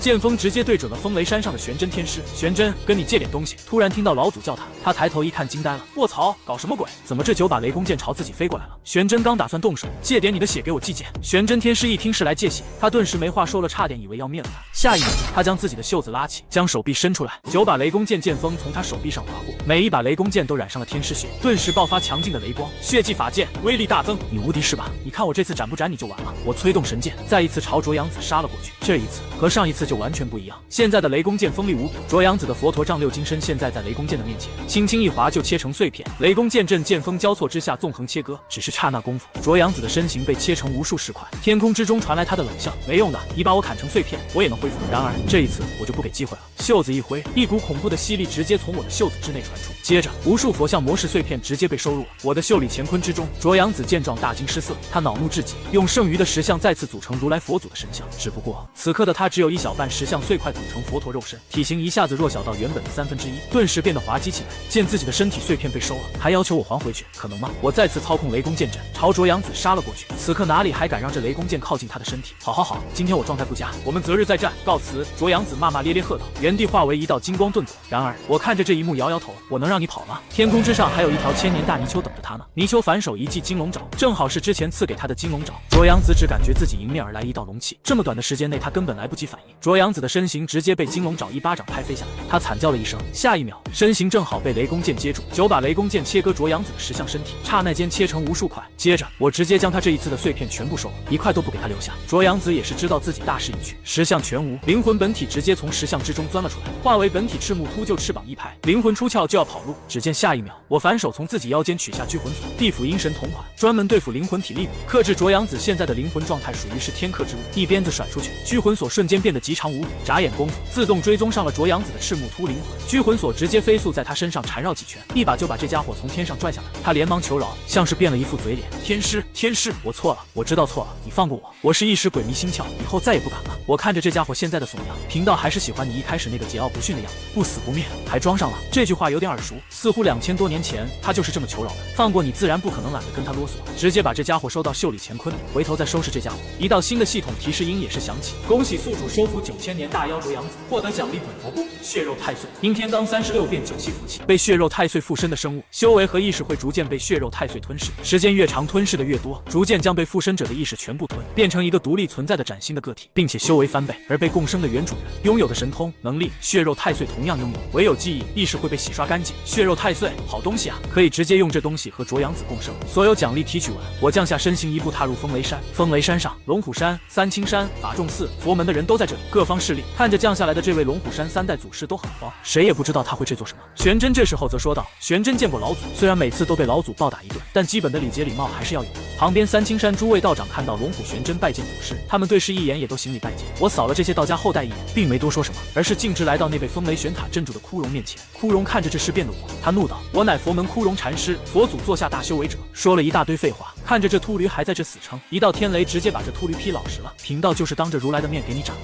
他还得谢谢贫道帮他清理门户。别废话了，以后跟着贫道混吧，正好自己缺小弟抬棺材。随即一根手指点在他眉心，随着一道紫色天雷光芒没入枯荣脑海当中，直接在他的神识之中留下一道雷印。你最好听话，不听话雷印直接原地爆炸。枯荣也知道自己没有回头路了，邪修的事情早晚要暴露，一点脾气都没有了。收了枯荣之后，我目光看向佛门总会和法众寺那帮人，几位还不滚，难道是想入我万魂幡吗？被张天鲁看了一眼，佛门和法仲寺几个人心脏都仿佛被人捏了一下，再不走，他们丝毫不怀疑，真能把他们顺手宰了收到万魂幡里头。佛门的人走了之后，我看向玄真，以后这风雷山就是贫道的道场，你们没意见吧？玄真和三清山的这些道长对视一眼，他们齐声回道：是。老祖都开口了，自然不敢有意见。他们现在只希望老祖不要搞事就行，巴不得这位老祖找个地方安定下来。随即便离开风雷山。接着，我将那万年乌木棺材取出来，直接放到了龙穴点位上。我的面前出现一条提示面板，是否确定将风雷山定为尸巢？确定。恭喜宿主完成任务，获得奖励银天罡36遍前元缩力，紫江神火加1。此刻，风雷山位居龙脉之上，龙脉之上有大量的灵气，修行1天可以媲美10日之功，而我摆放棺材位置则更佳，1日更是可以抵20日的功力。好的风水福地，对于修行的增幅是巨大的。龙虎山上修行增幅更快，修行1天媲美10日修行。龙虎山宝穴所在的天师府中，这一代龙虎山的玄真天师在龙虎山上修行40年，直接给他涨到960年功力，再加上张家的天师穴，相当于这一代的玄真天师可以越级杀2000年修为大妖。而我棺材内诸多增幅叠加起来，可以叠到50倍的修行增幅，修行增幅可比单纯的龙虎山天师府高多了。接下来的半个月，我一直在棺材内部闭关，没有任何动静。另一边法仲寺，袁空回到法仲寺后，他将风雷山上的事情略有隐瞒地告诉了法仲寺这一代的住持大师。法仲寺这一代的住持法号元信，是袁空和尚的师兄，将枯荣在风雷山被龙虎山3代老祖抓起来的事情添油加醋跟住持大师一说。枯荣和尚在万佛洞闭关10年，10年时间都是他在维持戒寿的法门，这事要是真爆出来被追究，他袁空和尚也是跑不了的，所以故意隐瞒装作不知道。袁信自然不能坐视不管，于是他在法仲寺的官网之上发布龙虎山的公告，强烈控诉龙虎山纵容宗门始祖事变，不加以管教，任其肆意妄为，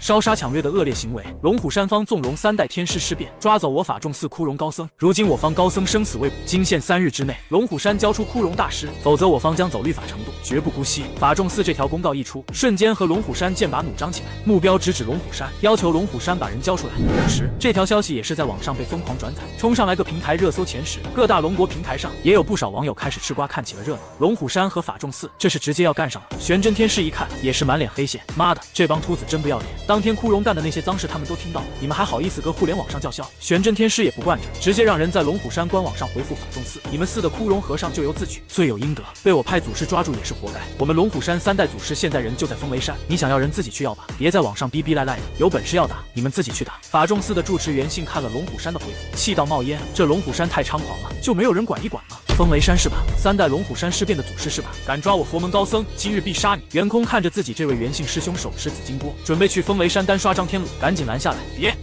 别送人头！听着袁空的话，袁姓住持眉头一皱，我这紫金钵是法仲寺历代住持大师代代相传。袁空叹了一口气说道：枯荣大师闭关10年，出关之后突破枯荣神功第10层，就这实力，在张天鲁面前一招都没走过，被他的风雷玄塔顺手镇压了。袁姓瞬间清醒多了，默默将自己的紫金钵盂收了起来。你说的没错，此事事关重大，我看我们确实是要从长计议一番。而此刻，风雷山上半个月的时间已经过去，我也吸收完最后一丝紫江神火，顿时感觉自己的实力一下暴涨。半个月的时间，在炼化紫江神火的同时，也是疯狂修行不灭世仙功。现如今他的修为只差一步，就可以晋升至旱魃之境。飞江之上就是旱魃的境界，最常见的就是火魃，也就是最普通的旱魃。所过之处，赤地千里，寸草不生。除此之外，还有风魃、红魃、山魃。火魃可以带来火焰，赤地千里；风魃则伴随大风，可以卷走一切；红魃则是可以呼风唤雨，调度洪水；而山魃则是力大无穷，还能引起地震。我突然有一个大胆的想法，自己生前所修五雷阵法，僵尸历史上似乎没有出现过雷电旱魃，自己或许可以试试。接着，我一步踏出凌空飞起，手一招，3座风雷山上的风雷玄塔飞起来，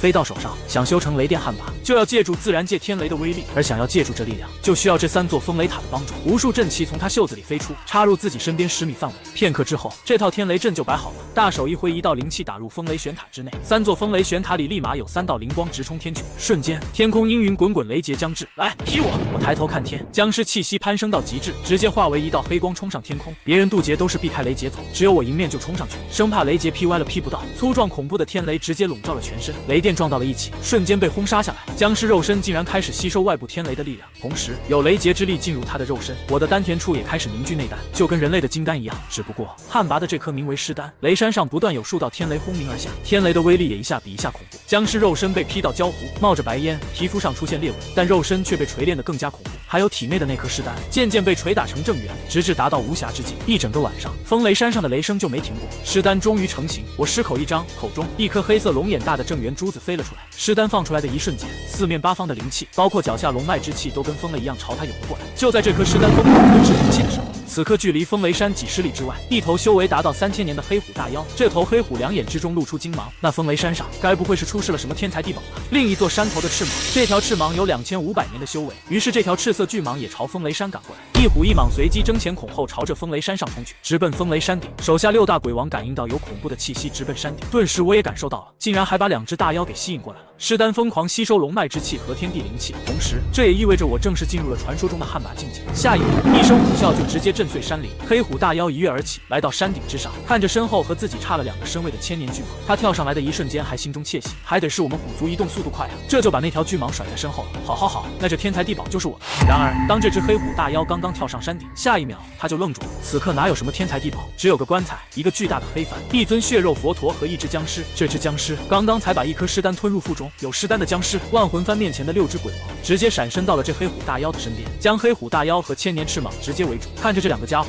我笑了，你们2个冲得这么兴奋，应该不是为了贫道的尸丹来的吧？我看着这2只千年大妖，一身龙袍，负手站在自己的乌木棺材上，一双原本散发金光的空洞瞳孔之上，随着突破成雷电悍马之后，瞳孔之内还附带了道紫色雷弧不断炸开。黑虎大妖上一秒还嚣张跋扈，此刻变得唯唯诺诺。千年赤蟒他说道：“我说我是陆火，你们能信吗？”他们2个盯上人家尸丹了，也是离谱。此刻我说道：“贫道张天禄，龙虎山第3代紫袍天师，如今尸变，暂居此地，手下还缺一个办事的大妖和一个逮捕的坐骑。贫道看你们2个就挺合适的。”我露出僵尸笑容，一副和善的笑容看向他们2个。他们好不容易有几千年修为了，对于这2个妖王来说，简直就是奇耻大辱。黑虎大妖冷哼一声：“道友，如果我们不是来投诚的呢？”我闻言脸色一下黑下来了，不是来投诚的呀，那就是敌人了。那就简单了，那就请2位入我万魂幡吧。一声令下，直接让6大鬼王一起动手，先打个半死不活再说。此刻风雷山上，2只千年妖王争先恐后的冲向山顶，以为天地之间诞生了什么天才地宝，结果只有一个悍拔境的僵尸和6只鬼王，散发出璀璨光芒的则是一颗尸丹。黑虎和赤蟒瞬间汗流浃背，还没等他们开口，6大鬼王直接冲了上去。此刻的枯荣转修了鬼佛功，也化为一道黑影冲了上去，一招鬼佛如来神掌就直接朝那条巨蟒拍过去。那2条大妖已经有点受不了了，但还是不能造成实质性的伤害。我站起身，下一秒一串1天雷木流珠手串被我捏在手中，反手一抽就是一道紫色雷霆打出。这道紫色雷霆鞭打在赤色巨蟒身上，直接将它抽飞。巨蟒惨叫一声，巨大的疼痛贯穿全身。黑虎大妖还想挣扎一下朝我扑杀过来，但结果就是被反手一串流珠当面抽到地上。看着此刻被一击抽的倒在地上嘴里吐沫子的黑虎大妖，你一直这么勇敢吗？我看着这2只千年大妖，什么档次啊，还敢扑贫道？是你飘了，还是我握不动刀了？结果就是2位交出妖丹，3000年的黑虎妖王当坐骑，还凑合吧。与此同时，法众寺之内，由法众寺住持元信召开的14展示法会即将开始。南方10大法寺的高僧们在收到消息之后，都齐聚法众寺。现如今整个龙国的诸多法寺之中，排名前10的法寺，除排名第1的雷音寺在北方，南方占据了其余6个。第2名的大威龙寺，第4名的法众寺、佛光寺、宝华寺、观音寺、龙象寺，前10法寺之中的6大法寺，代表高僧都来了，齐聚法众寺内。还有其他4个排名靠前的佛寺，也有高公和尚过来。因为事关重大，这次6大寺来的几乎都是个寺住持。法众寺的元信和元空一身法衣走出来，站在法众寺的法会之上，将枯荣被道门3代祖师张天鲁扣押，目前生死不知的全过程跟这些高僧说了一遍。排名第1的大威天龙寺住持法海说道：“枯荣神功第10层，被人瞬秒说出去，谁信啊？这么看的话，那必然就是法宝的威力了。”法海的话说完，瞬间引动其他好几个法寺的住持点头赞同，觉得法海住持的分析的非常好。他继续说道：“小张天鲁不足为虑，若是他生前在这里，我尚且还敬他3分，但一具已经死了2000多年的尸体，有何可惧？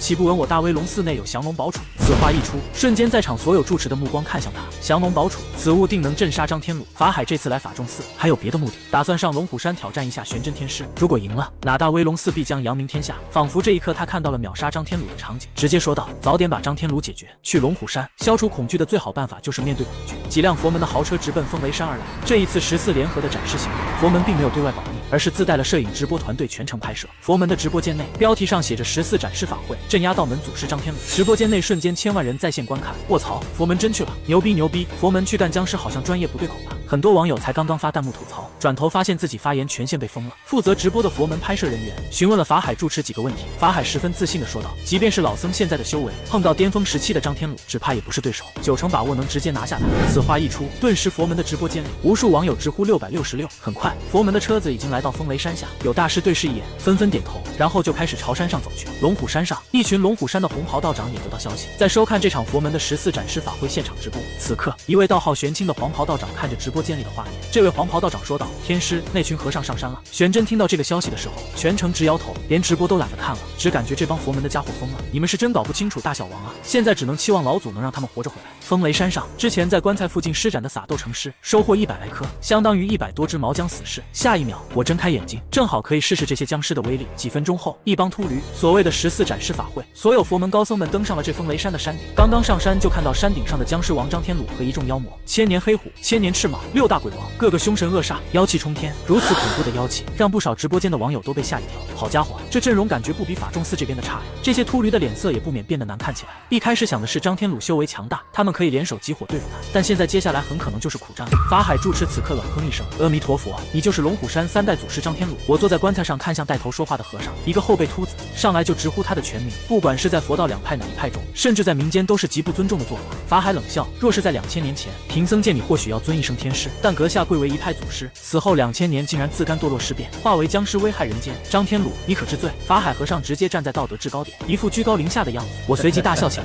老秃子说：“贫道危害人间，你不如问问你旁边的袁空，这些年袁空在法仲寺的大雄宝殿里都干了什么？还有自称高僧的枯荣，他是哪来的寿元闭关10年的？你们佛门内部有一种戒阳寿的方法，以此跟来法仲寺的香客们戒了10年阳寿。”此言一出，袁空脸色大变，他没想到直接当着这么多人的面，甚至是直播间的面把这件事情说出来了。此刻整个佛门都要翻天了。法海和尚脸色狂变，直播间内听到我说出这个，瞬间炸锅了。卧槽，真的假的？这么大的瓜，直接就在直播间里破口大骂起来。枯荣大雄宝殿，越拜寿越短，6666666。法海也知道事情严重性，他脸色一沉过后迅速反应过来，混账妖魔妖言惑众，污蔑我佛门高僧，竟然说我佛门德高望重的高僧戒阳寿，看来你走火入魔的不轻，今日留你不得，受死！只见他一步踏出，接着就是一掌对着我拍了过来，瞬间化为一道金色气劲迎面而来，我眼皮都不抬一下。坐下这只黑虎妖王只是咆哮一声，仅仅一声虎啸，就击碎了法海的大威金刚掌。此刻看到这只3000年修为的黑虎，法海瞬间眼热，双眼之中露出贪婪之色。虎妖，你与我佛门有缘，还不来赎罪？黑虎大妖顿时大怒，反手一掌劈过来，巨大的掌锋化为利刃朝法海杀来。大威罗汉逆，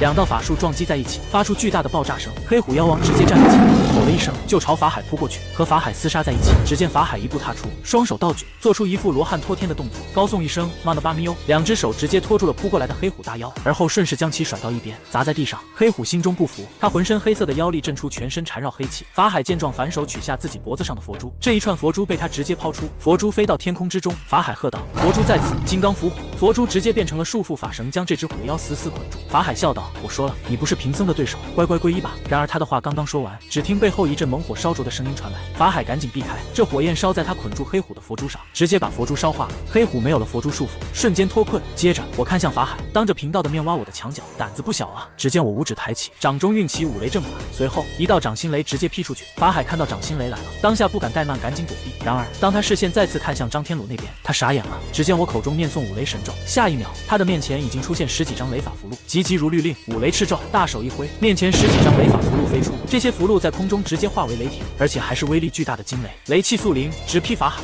我立于虚空之中，单手结印，东甲乾元亨，正气速流行，五雷速降气，入我雷轮行。诅咒一出，天象巨变，恐怖的雷霆劈杀之音在天空不断回荡，巨大的天雷之力笼罩天地。这一刻，所有在风雷山的人，仿佛天地有一股无形的天威压下，让他们难以喘气。法海早已汗流浃背，现在他才知道，刚刚装逼装早了，竟然在正一3代祖天师面前嘲讽雷法不行。没用是吧？那给你试试大的。我默念蛮雷咒的咒语，下一秒，随着我手指一划，云层之中粗壮无比的血色蛮雷如同一条血色怒龙冲了下来，怒龙直接灌在法海身上。法海祭出自己的宝玉袈裟抵挡原本璀璨的袈裟佛光，此刻在滔天血色怒雷之下，这一刻却显得如此苍白。袈裟瞬间发出一声巨大爆炸，这件法宝袈裟被蛮雷劈了个大洞，法海一口老血喷出去，整个人被蛮雷炸飞出去10几米远，不知死活。很多看佛门直播的网友都看傻眼了，喜欢半场开香槟，关键是还是嘲讽3代紫袍天师。另一边，法海一口老血喷出来，他被几个大威龙寺的和尚从地上扶起来。法海起身，用自身的佛法压制了一下伤势，同时吞下一颗佛门大还丹。下一秒，再看向我的目光都是无尽的愤怒，怒道：“张天鲁，你打碎本座的袈裟，本座要将你抓回大威龙寺，永镇于天龙塔之下。”说完，喝令自己身边所有高僧一起出手。接着，一群佛门的秃子们同时出手，各自打出自己压箱底的神通和镇寺法宝。金色大乘佛经咒文缠绕着我的全身，感受到一股镇压之力。同时，袁空一掌劈来，金刚灭恶掌，旁边还有其他法寺也都放出各自神通法宝。一座佛钟震荡，龙象寺住持手掌一翻，从他的手掌之中翻出一座巴掌大的佛门铜钟，眨眼功夫，铜钟就开始迅速变大，很快变成2米高的一座巨大铜钟。无数佛门蛮象神龙朝我踏碾压而来，我看着面前这帮秃子，不屑一笑，区区小数何足称道，浑身湿气弥凝聚，口中法咒一照，我的身旁万魂幡之中便有无数黑气和血气涌入身体之中，只是轻轻一震，就挣脱了这所谓紫金钵盂大乘佛法的镇压。接着万魂幡打出，两大法器在空中站到了一起，我则是抬手一掌，龙虎破魔掌和圆空秃驴的金刚灭恶掌相撞，一掌之下直接把金刚灭恶掌拍成粉碎。至于那龙象似的龙象铜钟，则是反手祭出自己雷公剑，九柄雷公剑齐射而出，直接拉出一道雷网，击碎了铜钟的声波攻击。同时，雷公剑不断撞击在龙象铜钟之上，这龙象铜钟直接被雷公剑团团围住，直接困住那口铜钟。佛门经验，雕虫小技。接着狮口一开，下一秒口中紫色的僵尸神火喷出，直接和佛门金火互相烧灼。随后就发生了让这群秃子们惊呆的一幕，只见紫火一出，他们的佛门经验就像是看到跌了一样，紫色僵尸神火竟然把经验当引燃物点燃了，一把神火反烧回去。这群秃驴直接吓呆了，转头就跑，生怕跑慢一点就会被紫火当场烧死。张天鲁一条酒愣是不落下风，法海住持看着这焦灼的一幕，法海心中愤怒，一群废物，随即一把脱掉上衣。他的背后身纹一条佛门五爪金龙，随着法海全身肌肉隆起，他双手合十，念诵一声阿弥陀佛，大威天龙，大龙法咒，世尊地藏，半夜八马后。随着法海念出咒语，那条纹身金龙直接在他身上皮肤游动起来，如同是活过来了一般。下一秒，随着法海一声而出，背后那条五爪金龙直接怒吼一声，人前显圣，直接从他背后冲出来，一条真五爪金龙法相出现在他的背后，龙威震荡，照耀八方。法海怒喝一声：“张天禄，休得猖狂！大威天龙法印！”轰！法海一印打出，鹿龙直接朝我的方向冲杀过来。然而我见到如此情形，根本不慌，露出鄙夷之色。佛门泥鳅也敢在浩日面前释放美丽之光？反水展开正义龙虎蒙威符箓，法咒一念，手中一道神诀打出，随着法剑一点面前的天神符箓，那张图册上神纹飞出，迅速化为一道金光冲上天穹。随着一道金雷落下，无数金光汇成一尊神狮法相，正是太上老君的坐骑。九灵圣狮原地一踏失足，下一秒一道恐怖的狮吼之音震动天地。一开始这条金龙还一身龙族威严，佛门傲骨，对着九灵圣狮张牙舞爪，张口就要咬。然而下一秒九灵圣狮转头一声吼，震天动地，直接给这条金龙吼醒了。金龙转头就跑，法海也吓到汗流浃背，快回来！法海自知不敌，赶紧召回这条大威金龙，可惜来不及了。随着九灵圣狮嘴巴一张吸了一口气，随着一阵暴风元气被他吞入，这条法海金龙直接被一把吸回来，像是喝面条一样，将这条金龙吞到肚子里去。法海和一众佛门高僧看到这一幕，惊呆了，这就一口吞了。法海心态爆炸，那条佛门金龙不只是他的神通而已，也是他50年大威天龙宫的功力精华。法海看着这头九灵圣狮，破口大骂：“贼秃狮，还我金龙来！今日不杀你，我法海枉修50年佛法。”所谓凯皇开大智商减1万，法海手持降龙宝杵，整个人化为一道金光朝九灵元圣杀过来，手中降龙宝杵化为一道金锥，直接朝九灵圣狮狮头戳下去，属实把所有人吓一跳，就连大威龙寺的那些和尚看到这一幕都惊呆了。卧槽，住持疯了！我看着法海刺杀九灵圣狮，也是惊到了六啊！但可惜想法很美好，现实却是九灵圣狮只是张开巨口，狮口一张便化成无穷大的狮口深渊，法海如同深入黑洞之中，连同他手上的降龙宝杵都被一口吞入肚子，只要被他吞入腹中，管你什么降龙宝，全都要被打散光华神威。降龙宝杵在九灵圣狮腹中走过一圈之后，被他再吐出来，连同法海和尚也吐了出来。不过降龙宝杵连同之前吞的那条大威天佛法金龙，此刻被九灵元圣压成一颗龙珠，也丢到了我的面前。我起身拜谢，多谢圣师。九灵圣狮点点头，事情忙活完了。下一秒，身形化为一道流光冲天而起，消散在天地之间。现在还在撑着的，也就天上那还跟自己的万魂幡纠缠的紫金钵盂。法众司的圆空和尚此刻慌得一批，他看着自己四周的队友全都被一招秒杀，圆空此刻感觉到头皮一阵发麻。接着我反手一招雷公剑，就把雷公剑齐齐朝紫金钵盂杀了过来。紫金钵对抗一个万魂幡就已经够费劲了，现在又来几把雷公剑，哪里还顶得住？被雷公剑一砸，这紫金钵盂也彻底失去光芒掉了下来，被的黑虎大妖一口咬住，叼了回来。圆空脸色难看说道：“仗着身上有道家至宝正义符箓，你有种就在这等着，待我佛门雷音寺高僧一来，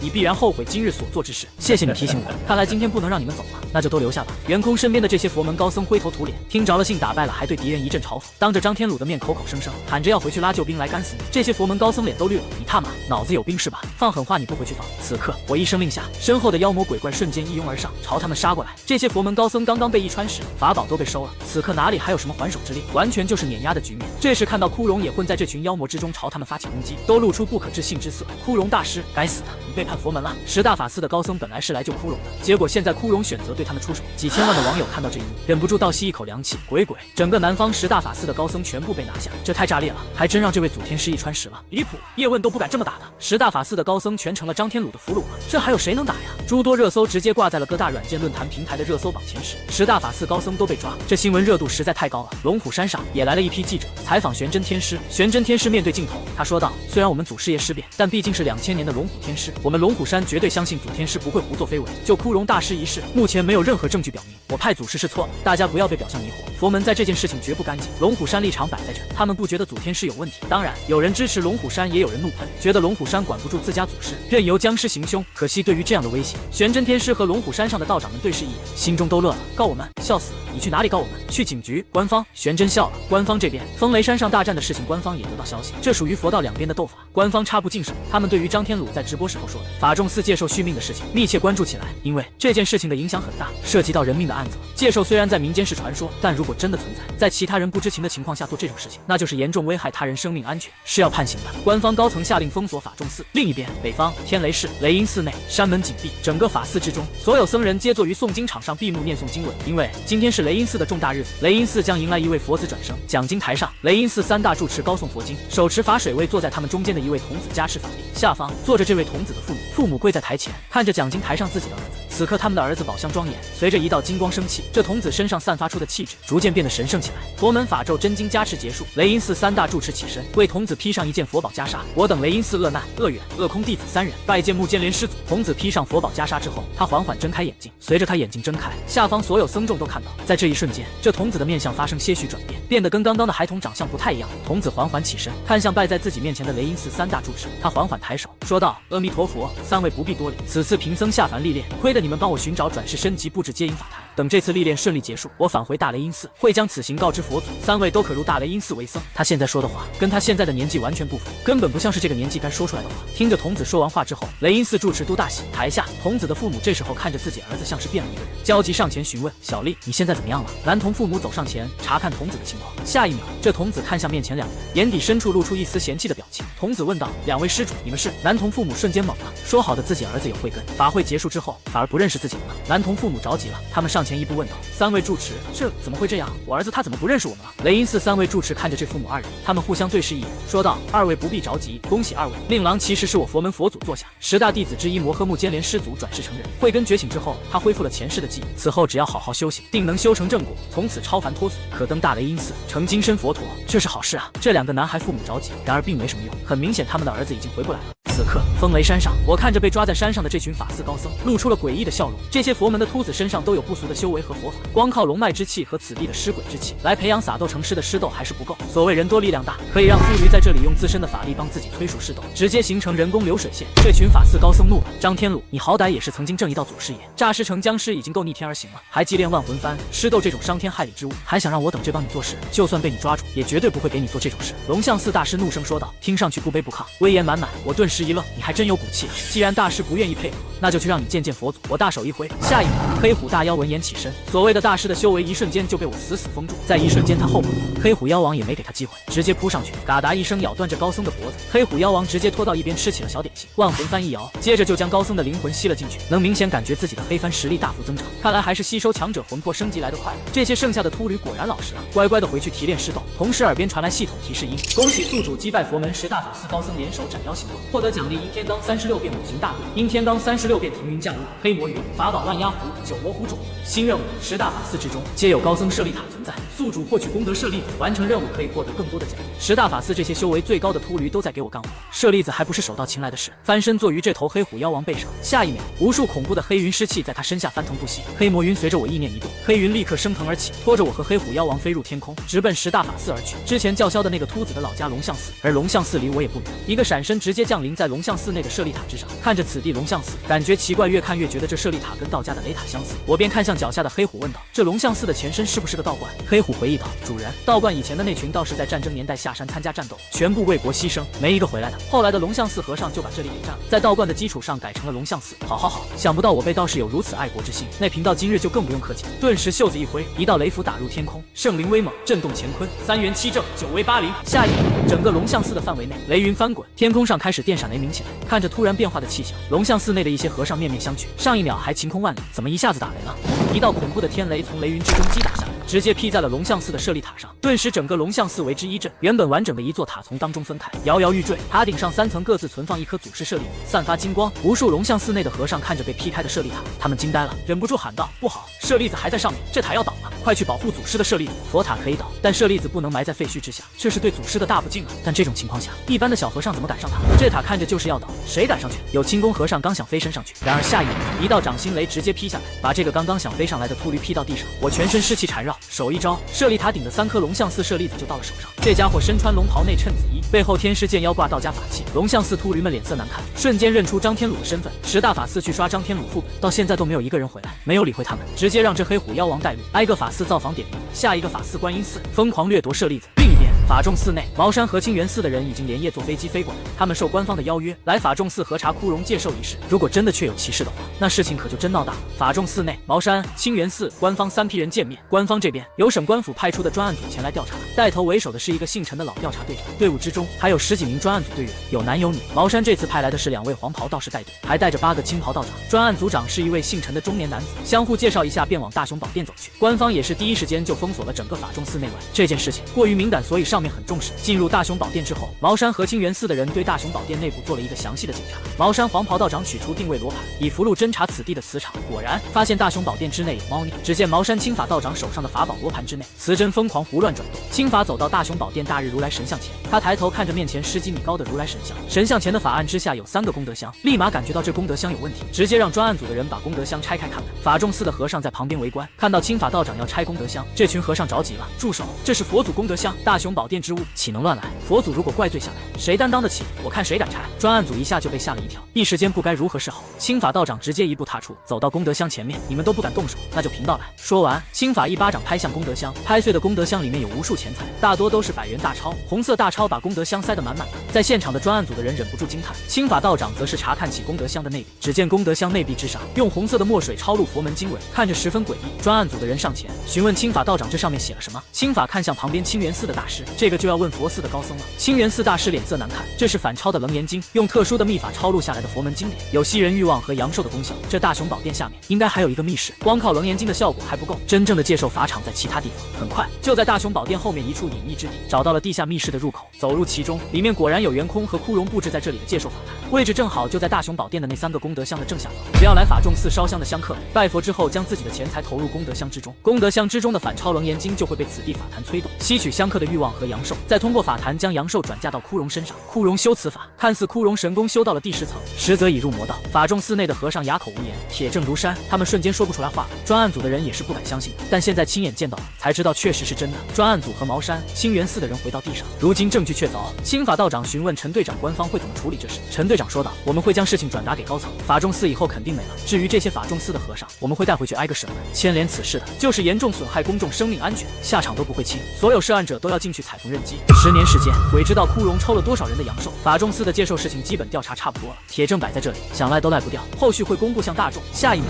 天空之上阳光一暗，大片的黑云在天上翻滚不息，一只巨大的虎妖出现在众人眼前。我看向下面的法众寺，一路从风雷山而来，沿途挨个抢了其他8个法寺的舍利子。没想到自己驾驭黑魔云刚到这里，竟然被法众寺的这群秃子误认为是如来佛祖。我随即一道鹦鹉雷凌空打下来，劈在其中一个叫得最欢的秃子身上。我顿时笑道：“认错人了，本座是道爷，可不是什么如来佛祖。”那秃驴被雷法一劈，倒头就睡。茅山道长们和专案组的人也是惊了，怎么这位今天跑到这来了？我也看了一眼茅山的人，问道：“茅山道士，你们茅山传到现在这一代是什么辈分了？”青法道长听着询问自己问题，他不敢怠慢，连忙回答：“回禀张天师，茅山已经传到青字辈，晚辈青法。”我微微点头，元复其始，翠清纯如。看来茅山这些年发展的也不错，后继有人了。我随即摆摆手，既然是茅山后代，本座不为难你们，忙你们的去吧，老祖我也有事去罢了。说完，直接朝法众寺舍利塔方向飞去，毫无疑问奔着法众寺的舍利子来。青法摸摸鼻子，不想问不想说，转头就要走。这时候就轮到法众寺的一群秃子着急了，可惜他们现在人均一副银手铐，只能干吼，没法离开。至于茅山的2名黄袍的道长，直接装作听不见。青法直接让陈队长他们上车离开这里。少管闲事活得久，龙虎山祖天师在里头抢舍利子，谁去谁打，没有任何阻拦，很快舍利子便拿到手，只剩下大威龙寺。大威龙寺内有不少游客正在导游的带领下参观大威龙寺的6座大舍利塔，导游一一介绍起舍利塔上的36位住持大师嘎后火化尸身所凝聚的36粒舍利子，到了晚上会释放出淡淡金光，照耀整个舍利塔。天马上快黑了，一会到了晚上，是不是真的散发佛光，立马就能得到验证。然而他们没等到舍利子发光，下一秒就看到头顶黑云汇聚翻腾，接着一只巨大的狮爪从黑云之中伸出来，一把抓向舍利塔。我的狮爪刚刚触碰到舍利塔的时候，大威龙寺的上空就出现一层金光屏障，直接拦住了我的手。这一层佛光屏障还想挡住贫道，给我开！直接用狮爪撕开佛光，接着巨大的狮爪直接捏碎了6座舍利塔里的其中1座。捏碎舍利塔之后，狮爪带着上头的6颗舍利子潇洒收回，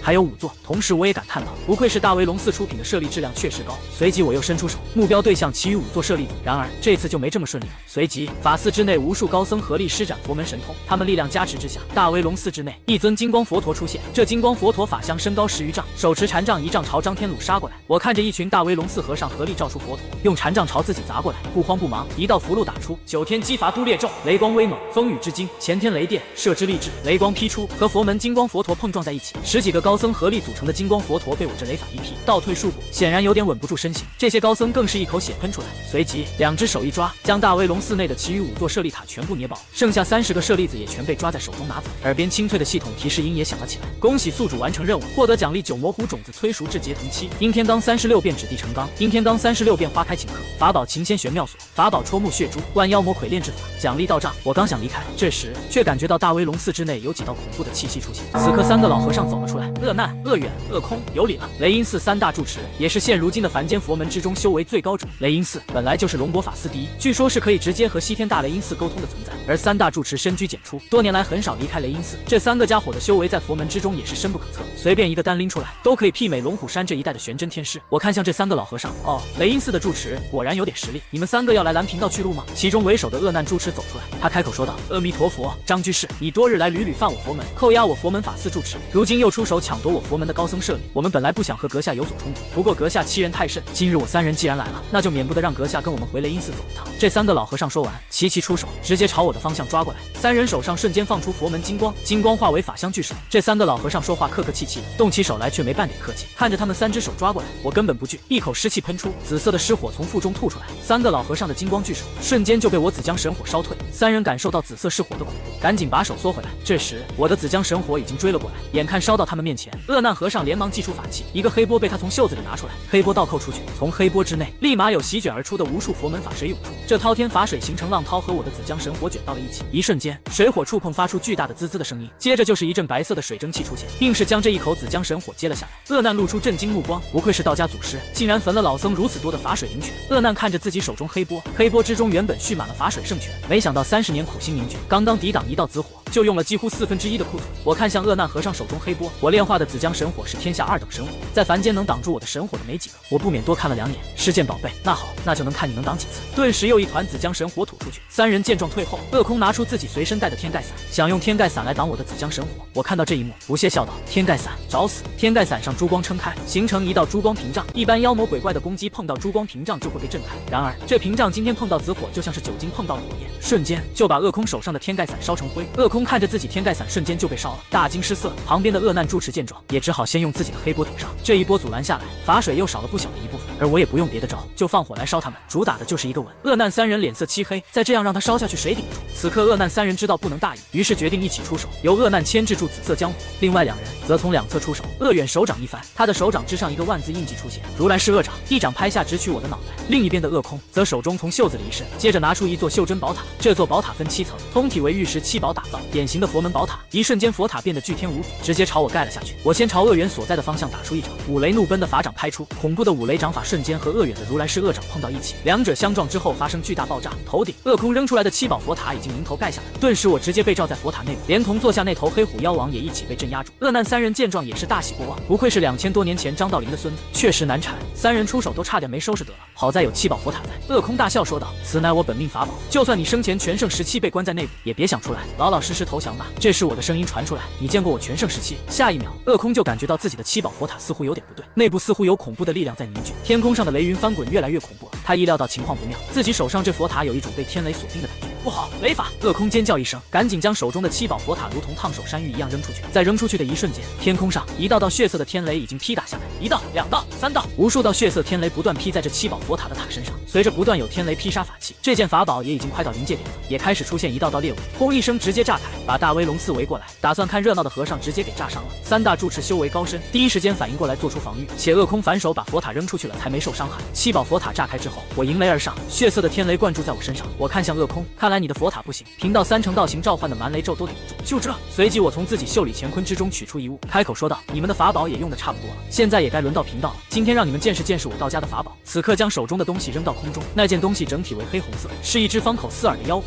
狐身上刻满皱纹，十分神秘。我随即一指方壶，接着壶口瞬间开启，在这壶口开启的一瞬间，立马就有无数浑身沐浴着火焰、会喷火的乌鸦从里面飞出来，直接朝下方的雷音寺3大住持冲去。此物名为万鸦壶，为截教散修火龙岛宴中仙罗轩之物。对敌时放出，从壶里大量火鸦飞出，焚烧敌人。3个老秃驴看着一大片火鸦飞过来，他们脸色阴沉，显然看出面前的情况很难对付。3大住持联手结出佛门法网，一道金色法网朝着一大片火鸦带去。金色的佛门法网罩住这群火鸦，来个一网打尽。然而他们低估了我的紫火，佛门法网固然能困住万鸦湖的普通火鸦，但挡不住我的一口紫江神火喷出去。紫江神火直接喷在这万只火鸦的身上。这群火鸦本就是万鸦湖之中的火精所化，被紫江神火一加持，这群火鸦身上火焰瞬间升腾而起，竟然连佛门法网都能烧掉。瞬间3大住持联手结成的法网破碎，无数紫色火鸦先朝其中的恶空卷了过去。就从你开始，你就小子刚刚用佛塔镇我是吧？恶空脸色大变，师兄救我！他惊呼一声，一掌拍出，佛光掌打在这群火鸦身上，但却如螳臂当车，根本挡不住。其他2个住持见师弟被一群火鸦围住，连忙出手帮忙。恶难将手中黑波一抛，黑波飞上天空，想将黑波之内仅剩的那一点法水全部倒出去，浇灭我的万只火鸦。我看到这一幕，早料到恶难会出手救他，先一道驱雷掌朝恶难打去，打了恶难一个措手不及，被迫防御。在恶难扔出黑波的一瞬间，我直接一只手抓过来，拿来吧你！直接把黑波收入囊中。恶难急了，用佛门金刚指点破我的驱雷掌。看到自己黑波被收，他大惊，老贼岂敢！这黑波可是他本命法宝，这东西要是被收了，法力和实战能力都要直接砍半。那黑波疯狂挣扎，然而并没有什么用，直接将黑波收入袖里乾坤之中压制。接着反手取出法宝擎仙玄妙锁，我看向恶难，老家伙骂我是吧？直接扔出擎仙玄妙锁，心中默念法宝咒诀，金色的绳索如同一条金蛇飞出，瞬间在恶难身上缠绕几圈，直接被擎仙玄妙锁五花大绑。接着我手一招，瞬间那被捆成粽子的恶难和尚直接被擎仙玄妙锁带了回来。把这家伙拎过来之后，我反手2巴掌让这老秃驴吃几个嘴巴，把老和尚的牙打掉好几颗。另一边，万鸦湖之中的万只火鸦已经烧在恶空身上，恶空慌不择路，各种手段尽出，然而根本对付不了万鸦湖，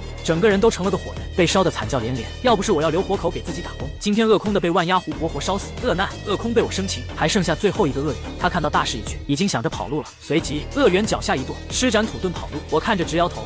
顿天真，手中硬诀一掐，一道法诀打出，阴天罡36遍，指地成钢，瞬间神通打入地下。下一秒，地面瞬间变得坚硬无比，恶远直接被卡在里面。我一只手把卡在里面的恶远拎出来，老秃驴还是跟贫道走了。雷音寺3大住持全部被活捉，大威龙寺内的一众和尚看到这一幕都惊呆了，连雷音寺3大住持都被抓了，这他妈还有谁能干得过呀？这3代祖天师也太猛了！我拎起这3大住持，耳边一道系统提示音响起，恭喜宿主活捉雷音寺3大住持，获得奖励3昧真火、神霄玉清雷公神躯修行术、尸化千古。听着耳边奖励，我心中满意，10大法寺的舍利子也全部到手，顺带又抓了3个苦力，随即返回风雷山。风雷山上，法海看到我驾驭黑魔云回来，之前他被我一巴掌拍昏死过去，现在才醒。法海怒声喝道：“张天禄，你敢驱使我佛门高僧给你培育僵尸？此事若是被佛祖知道，你必大祸临头，也以为我们佛门奈何不了你。雷音寺3大住持只要得到消息，必然会前来收你，你等着吧。”我看着法海还在这大放厥词，摇头笑了。雷音寺3大住持，你说的是这3个？随即我将3大住持扔下去，法海看到被我丢到自己面前，五花大绑在一起的3个人，其中一个还被烧得跟焦炭一样。法海在这一刻小脑宕机了，满脸问号，下一秒看向我还金刚怒目的眼神一下子清澈多了。法海说道：“其实培养狮斗也不是不行吗？还请您继续，不要停。”他瞬间汗流浃背，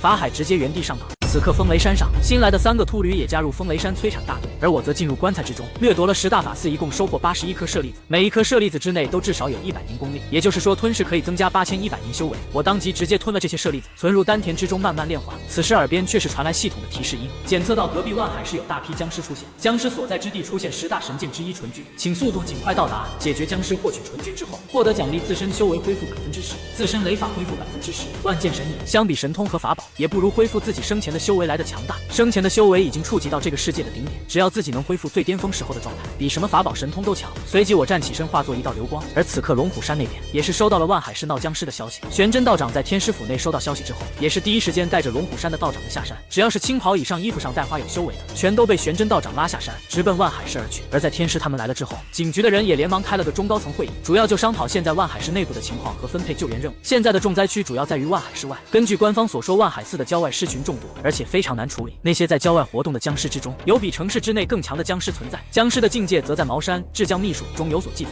由低到高分为10个境界：普通尸体、行尸、白僵、绿僵、黑僵、毛僵、飞僵、旱魃、不化骨。100年之内的尸体化为僵尸，不出意外的情况下统称行尸，而不化骨更是在旱魃之上的真正的僵尸王。英叔电影里面的僵尸王充其量也就是毛僵，连飞僵都少见，那个级别根本就不是真正的僵尸王。真正的僵尸王指的是不化骨。玄真天师脸色严肃，在给官方以及警察科普：天师，僵尸有没有更好的对付方法？我们光用热武器镇压，好像有点打不动他们的防御。在龙虎山来之前，官方的人已经跟僵尸交过手了，并且镇压了一群僵尸。我的建议就是给这些攻击的子弹弹头上涂鸡血、狗血、朱砂，只要子弹沾染一些鸡血和狗血、朱砂等阳气较重的东西，就可以轻易破开僵尸的防御。听到天师这么说，顿时会议室内所有官府的人眼前一亮，仿佛打开新世界。枪上刻符箓，子弹点朱砂，这一波拉满了。布置好一切之后，道长们就立即赶往郊外。万海市一个名为华北村的村子里，已经遭遇了尸潮的严重攻击，数百头僵尸在村子内部扫荡，其中有100多只僵尸直接围在了村办公楼的外面。在尸潮爆发的时候，在村干部的指挥下，这些村民第一时间逃窜到了村办公楼内。因为郊外的这些村子里其实住着的更多都是老人和留守儿童，只有少部分的年轻人。而且村办公楼有楼层，所有人往2楼、3楼一躲，只要用杂物堆积守住楼道，基本上僵尸就进不来。华北村的村干部是个年轻人，他看过不少英叔的电影，对于如何对付僵尸，年轻人还是更有一手的。但此刻外面的僵尸轻轻一跃就直接跳过引以为傲的第1层防御，看见僵尸们全部跳进来，他直接傻眼了。电影里面也不是这样演的呀。而此刻这群村民却被一大群黑僵包围在办公楼内，他们的速度肯定是没有黑僵快的。此刻一个个都是无比绝望的表情，而且还是一群老人小孩，这意味着直接宣判死刑了。村干部此刻手是抖的，腿也是颤抖的，但他知道自己现在不能退，因为自己的背后有很多村民。想到这里，当即挥舞着手上的铁锹，直接朝一只黑僵冲了过去，一锹用尽全力向那只黑僵的脑袋砸下来。然而对面的是一只黑僵，这一锹在他面前就跟撞在豆腐上一样，没有什么伤害。这次黑僵只是看了这干部一眼，随后尸爪轻轻一扬，就直接把干部的锄头打飞了。接着一尸爪直接刺穿到干部的肚子，随着整个办公楼内就听到一声惨叫。这黑僵的体内也有尸毒的，神仙来了都难救。那干部躺在地上，大量血液从肚子里流出来。就在这黑僵打算继续朝人群发动攻击的时候，此刻天空之上一道天雷之声轰鸣而至，这道恐怖的雷声刹那间在耳边炸开，所有的黑僵和僵尸都忍不住身形停下，他们的眼中爆发出无比恐惧的神色，随即抬头看向天空。村民惊呼：难道是龙虎山的道长们来了？肯定是龙虎天师到了，只有他才会雷法。卧槽，天师牛逼啊！过了一会，有人辨认出天空上的那好像不是玄真天师，玄真天师的天师紫袍不是那个样子，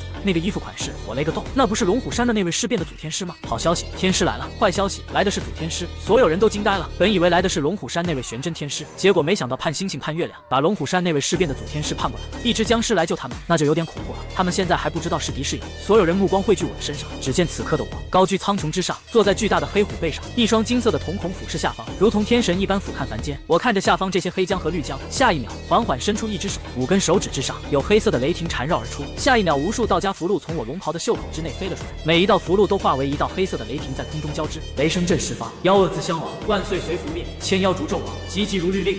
一道雷诀咒法从天穹之上送出，接着恐怖的黑色雷电化为无数雷网朝下面瞬发而来，这些雷电缠绕在所有黑僵和绿僵的身上，就此一瞬间，我就将他们的尸身全部卷起，雷电交织之下，这些僵尸全部被天雷轰成焦炭。万海市官方发布的通告之中，关于黑僵的介绍恐怖无比，但此刻在我的手上，这些僵尸却如同玩物一般，比豆腐还要脆弱。在瞬间秒杀了这群黑僵之后，云层之上的我驾驭黑虎从天而降，一步踏下来到办公楼内，一身黑袍出现在这些人面前，恐怖的尸气从我身上散发出来，感受到张天鲁身上的尸气，顿时所有人不敢吱声。我看着村办公楼里的这些人，一步从黑虎背上跨出，瞬间所有人被我释放的压力震慑，不敢靠近。然而此刻的我并没有搭理这些人，只是看了一眼躺在那里刚刚被僵尸重伤的村干部。此刻的村干部已经奄奄一息，肚子直接被僵尸戳穿，极致的痛苦让其还保留着一丝意识。只见我伸出一只尸爪，接着2根手指在他面前画了起来。旁边的村民和直播间的网友看到这一幕，都不知道他在干什么。几张符箓几乎瞬间凝成，打入这个村干部体内的符箓分别是息痛符、止血符和血肉符。3张符箓的作用也是紧急治疗、止痛、止血、生长血肉，瞬间化为灵光没入他的身体。接着就能看到这村干部原本脸上痛苦的表情消失不见，同时肚子上的伤口也在缓缓愈合，肚子内部原本受到伤害的5脏6腑也在恢复，血肉正在快速的增长，这就是道家符箓的神奇之处。片刻之后，村干部的脸色已经从原本的苍白变得红润起来，显然已经恢复了不少，比刚刚的情况好多了。周围的村民和观众看到这一幕露出喜色，这张天鲁竟然是在救他。佛门的人之前还说张天鲁尸变之后走火入魔，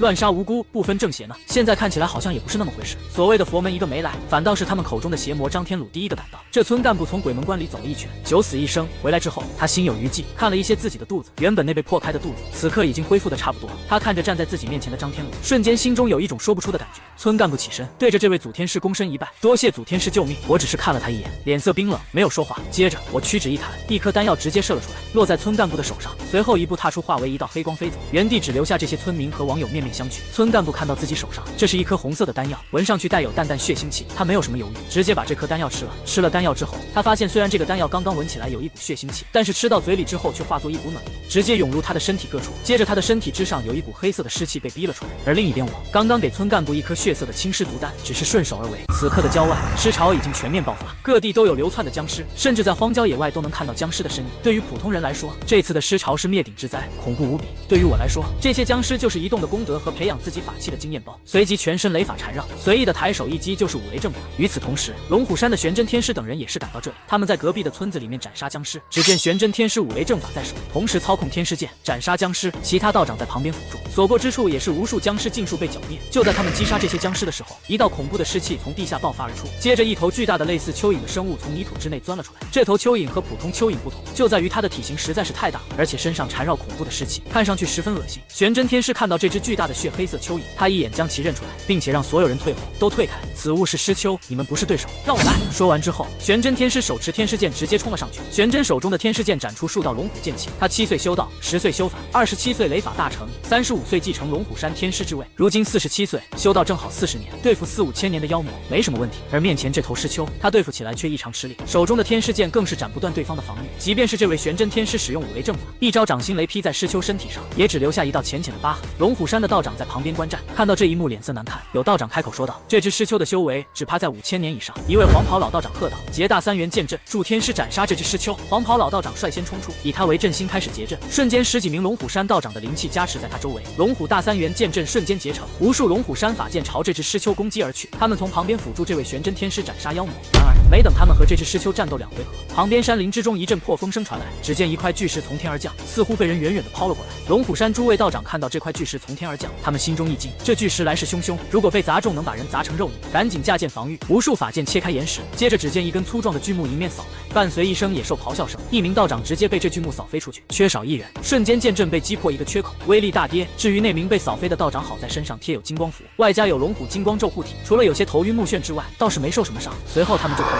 刚刚对他们出手偷袭的赫然是一头熊妖。这头熊妖还不是普通的黑熊或者棕熊，它的体型庞大，皮毛分为2种颜色，一黑一白，这他妈是只熊猫。龙虎山道长们惊呆了，本来一只尸丘已经够他们受的了，现在又来一只4000年以上的熊猫大妖。玄真天师那边和那只尸丘正打得火热，他也注意到了这边的情况，玄真也头疼。就在战斗进行到白热化的时候，一声虎啸之音震动山林，又一道恐怖的妖气扑面而来，所有人都看到一只虎妖冲了过来。这虎妖体型极大，有数米高，全身毛发漆黑，其他倒是惊呆了，还有高手。这头黑虎妖王直接冲了过来加入战场，有一名黄袍道长看到又来一只，心中一惊，下一秒他手中法剑一转，先朝这只黑虎妖王攻杀而去。妖孽，贫道来会会你！黑虎妖王看着有龙虎山道长对他出手，他无语了，是敌是友都分不清楚，五爷是来帮你们的。他反手一虎掌将这法剑拍回去，接着直接没搭理这道士，一个纵身扑在那熊妖身上去。黑虎妖王的目标压根不是这群龙虎山道士，而是直接对那熊妖出手，两头大妖互相撕咬拼杀，这熊猫大妖直接被黑虎妖王拎到一边打去了。黑虎妖王转头看了一眼这群龙虎山道士，你们几个还在等什么？还不去帮你们天师？道士们瞬间感觉在哪见过这头黑虎，过了一会才有人反应过来，这是那位3代老祖座下的虎妖，祖天师也来了。天空之上我手持万魂幡，刚刚收了一群僵尸赶到这里，看着这下方的战斗直摇头，你们几个搁这刮痧呢？刮痧也没有隔壁李师傅刮得快。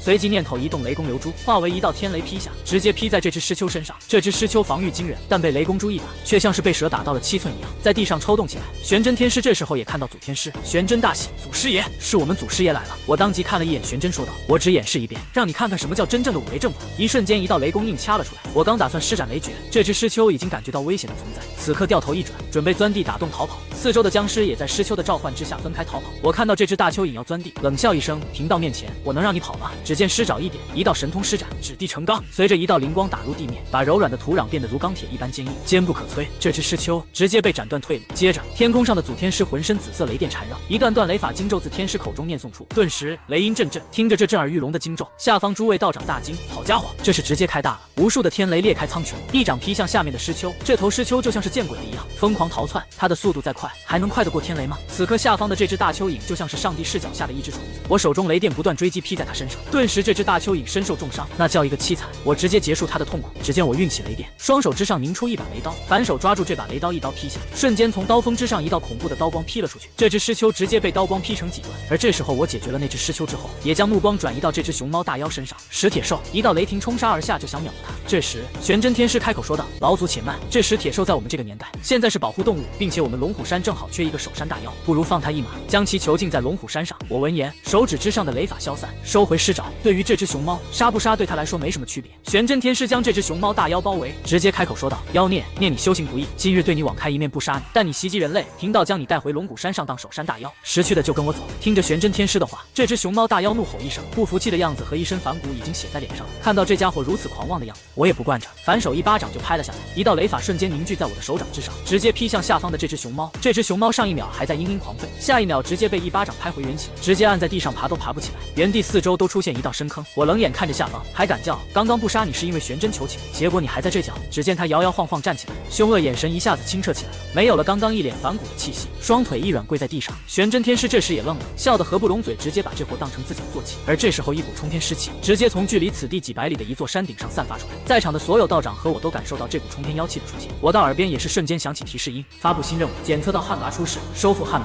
可获得奖励：阴天当36遍，起死回生，12都天齐地将齐，中龙旗。旱魃出世，我闻言兴奋起来，早拔，这还是我尸变之后碰到的境界最高的僵尸，有点意思。随即召回自己坐下，黑虎化作一道黑光飞去。玄真天师等人也赶紧从那边赶，因为他们能感受到那边有恐怖的存在出世。他随即留下一部分龙虎山道长在这里剿灭剩下的僵尸，他则带人跟随祖天师之后而去。湿气冲天之地，在一座山谷之内，这座山谷四面环山，风水极佳，上映东方七宿，也是绝佳的风水宝地。毕竟是能出旱魃僵尸的地方，不是风水宝地也培养不出这种级别的僵尸。此刻山谷之内，一群穿着白色法袍的人在地下活动，地下墓穴之内，他们的脸上露出兴奋之色，看着面前的棺材，在棺材疯狂抖动，可以看到从棺材上不断有黑色的黑气往外冒出，这黑气甚至通过整个墓穴穿透出去，恐怖的尸气从坟头之上冒了出来。显然这几个穿白色法袍的人不是僵尸，而是活人，他们在这里布置了法坛，是为了培养和激活这只棺材内的僵尸。而这棺材里的僵尸赫然就是那只即将复苏的早魃，造成此地尸潮的就是这帮家伙了。受到旱魃之气的影响，四面八方的尸体都会尸变，所以就造成了无数僵尸的出现。如果玄真天师现在在这里的话，就能一眼看出来，这帮穿的白色法袍的家伙赫然是樱花国那边的阴阳师兽医。这帮家伙并不是龙国本土道士，那是樱花国那边的小鬼。他们兴奋地看着面前的棺材，幽息10年之功，今日功成。只要掌握了这只早魃，以后我们在术法界就可以横着走。有了这只僵尸之王和这片浮尸宝地，还有鬼神大人的力量，可以源源不断培养出供我们驱使的僵尸。到时候整个龙国都会被我们控制。元灵道友，这次你帮了我们大忙了。这只旱魃只要成功复活，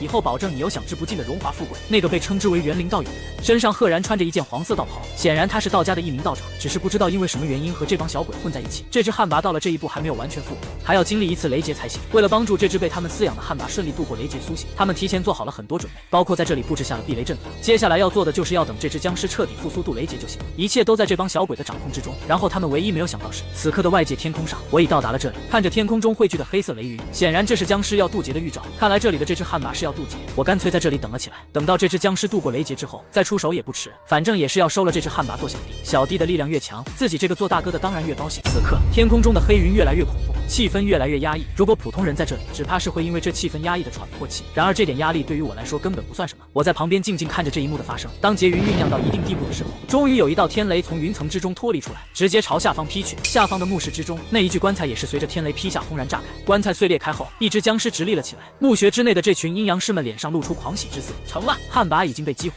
现在要做的就是帮助这只旱魃度过天雷劫。几个小鬼看向墓穴之中的那个道士，他们开口说道：元灵道友，雷劫已至，接下来就要看你的了。元灵道士点头，接着他就启动了提前在这里准备好的避雷阵法。下一道雷劫劈在这只僵尸身上的时候，通过避雷阵法的防护，果然威力大减，阵法差不多帮这只僵尸削弱了一半的力量。这群阴阳师大喜，只有一半威力的天劫，那就是说这只旱魃100%能度过。他们只要掌控住了这旱魃，就有了一张最强的底牌，几乎无敌。旱魃雷劫一共会引来18道天雷，眨眼功夫，这次旱魃已经度过17道。等到最后一道天雷劈下之后，这旱魃身上的气息暴涨，原本就已经非常恐怖的士气，此刻变得更加凝实强悍。旱魃度过雷劫之后，这头旱魃站在原地目光呆筛脂，显然被这群樱花阴阳师控制。而培养这只僵尸耗费了10年时间。这群家伙打量的面前这只僵尸，他们感知到汉魃掌握的恐怖力量，兴奋不已。就在这时候，玄真天师他们也已经到了这里，他们也感受到恐怖的僵尸气息。山谷之内，一座坟包不断往外冒着黑气。玄真天师和龙虎山的道长们看到这一幕，忍不住倒吸一口凉气。这地方竟诞生了一只早拔！看着这如此恐怖的尸气，纵然是玄真天师也忍不住脸色难看。随之出来的还有一群阴阳师，他们看着玄真天师和龙虎山的人道，微微惊讶，居然过来的这么快。玄真天师看着这群阴阳师从地下走出来，那只汉魃就这么乖乖站在他们旁边，听候差遣。玄真天师颜色难看，一眼看出来情况不对，这只汉魃僵尸是有人培养出来的，这下麻烦了。汉魃本来就难对付，现在还落在小鬼子的手上，那这只汉魃更加难处理了。玄真天师脸色难看，盯着这帮阴阳师。道家确实对于僵尸有研究，可这帮小鬼是怎么知道的？随即他开口说道：“几位，在我龙国的土地上干这些歪门邪道的事情，不合规矩吧？久闻龙虎天师术法无双，掌握5雷阵法，能灭杀天下妖魔，那就来试试看你能不能对付这只僵尸之王汉魃吧。”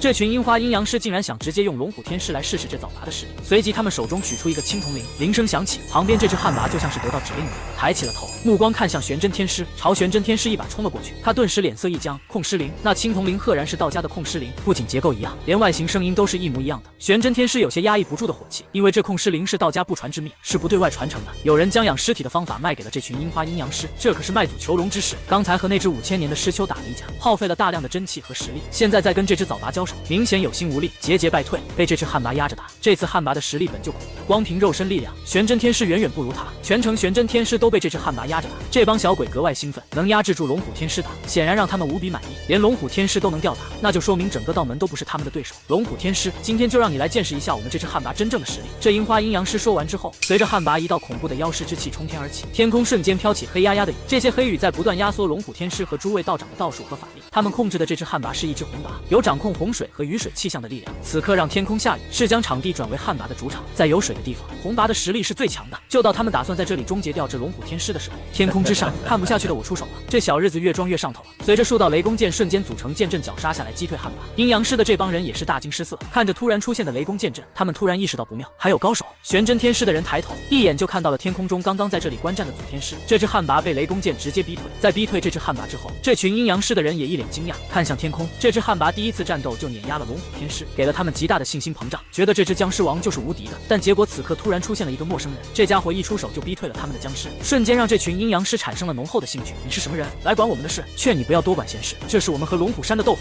我听着他们的话笑了，那你们算找对人了，我就是龙虎山的，你们找我没毛病。玄真天师这时候也介绍起张天鲁，这位是我们龙虎山祖天师，也是我们龙虎山的人。玄真表示，踢到这位，你们算是踢到钢板了，你就打吧，一打一个不吱声。那我没听错吧？你们龙虎山的祖天师尸变，如果你们管不了的话，那不如就让给我们来管。这群樱花阴阳师疯狂作死，满嘴脏话，疯狂嘲讽。听着这些话，在场的玄真道长等人纷纷后退。玄真天师听的这些樱花小鬼说这些话，头皮已经开始发麻了。他记得上次这么骂的，坟头草已经2米高了。这时玄真喊道：“老祖在上，这帮家伙是樱花小鬼，几十年前他们曾入侵过我们，在我们的地盘上烧杀抢掠，对付这帮家伙，还请老祖下死手。”我听完之后，眼中也是有怒火喷出来。看来几位今天真是有取死之道，正好我在万魂幡之中还缺几个魂魄。我看着这群樱花小鬼指挥着那只汉魃朝自己冲来，汉魃尸爪之上，紫色的尸气凝聚朝自己劈杀而来。我顿时冷笑，人工培育出来的汉魃，今天让你看看什么叫真正的汉魃。双方一个照面就能看出来双方实力的差距，完全就不是一个级别上的，一巴掌就把那汉魃打了下来。这次轮到这帮阴阳师傻眼，他们没想到自己培养出来的汉魃居然这么不堪一击。接着一道控尸符打在汉魃身上，八个，再给我上！晃动控尸铃的那个樱花小鬼直接控制这只汉魃使出神通，一瞬间天空上原本就下的很大的暴雨，此刻更为可怕，一道恐怖的水龙卷逆天而上，卷到了我的面前。听说你是红魃，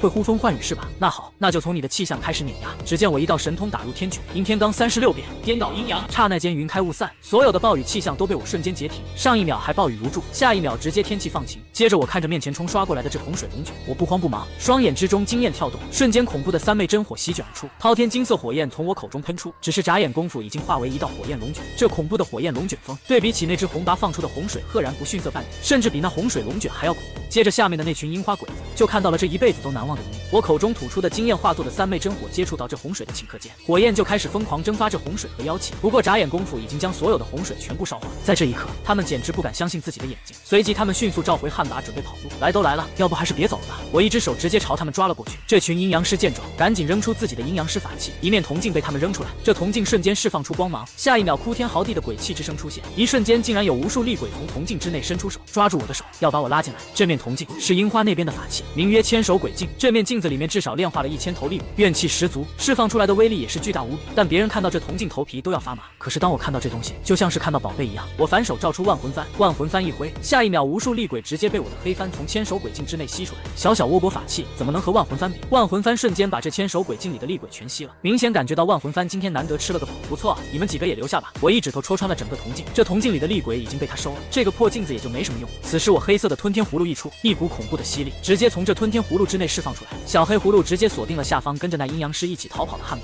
恐怖的吸力如同无数双黑色大手要将其一把拉回来，但这汉魃也不是吃素的，他的身上有无数尸气疯狂涌出，席卷全身。恐怖的实力让他逐渐摆脱黑葫芦的吞噬。我看着这一幕，心中略有惊讶。这汉魃疯狂挣扎，想将其收回来，十分困难。目前黑葫芦的上限应该就是汉魃这个境界。既然控不住这只僵尸之王，我索性就将黑葫芦掉了一个头，不强行抓这只汉魃，先将那群阴阳师给收回来再说。下一秒，所有的阴阳师都被吸入我的葫芦之内。收了这群小鬼，我看向那只僵尸之王，这家伙还想跑，反手取出腰间正义蒙威符箓，一张神像在他面前出现。他念道：莲花杖六现金身，无师赐我金枪烽火轮，五湖四海尽之文，号召雷霆将，指挥六甲军，急急如元始天尊律令，三坛海会大神即刻下界。我说完之后，手指一点虚空，瞬间整个天空之上金光冲入天穹，天空之上打开一道天门，一尊大神法相自天门上显现而出。这位三坛海会大神，也就是道教神话之中的哪吒三太子，这个封号是由玉皇大帝所封的神号。哪吒站在天门之上，浑身闪耀金光，他看着下方这只逃命的汉魃，随着我手中一道金光绳索射出，捉拿汉魃。哪吒手中的混天绫也释放而出，和我的琴仙玄妙索一起，将汉魃死死捆住，一把拽了回来。这只汉魃纵然有翻天之能，但也绝不可能在哪吒和张天鲁同时出手的时候逃之夭夭。在两大神器面前，汉魃直接被捆成粽子。龙虎山的玄真天师和诸位道长看到这位祖天师直接把三太子给搬出来了，他们也看呆了。好家伙，这是一点没打算给这只僵尸王逃跑的机会。此刻我将目光看向下方的那刚刚汉魃出世的墓穴之中，处理了小鬼这帮人，我发现在墓穴之中还有人躲在那里，不敢冒头，顿时伸出手，一手抓去，尸爪直接穿透了整个墓穴，从墓穴之内抓出一个人来。这人穿着黄色道袍，正是之前帮助这帮樱花阴阳师的元灵道士。这家伙刚刚察觉到龙虎天师追到这里之后，他就一直没有敢露头，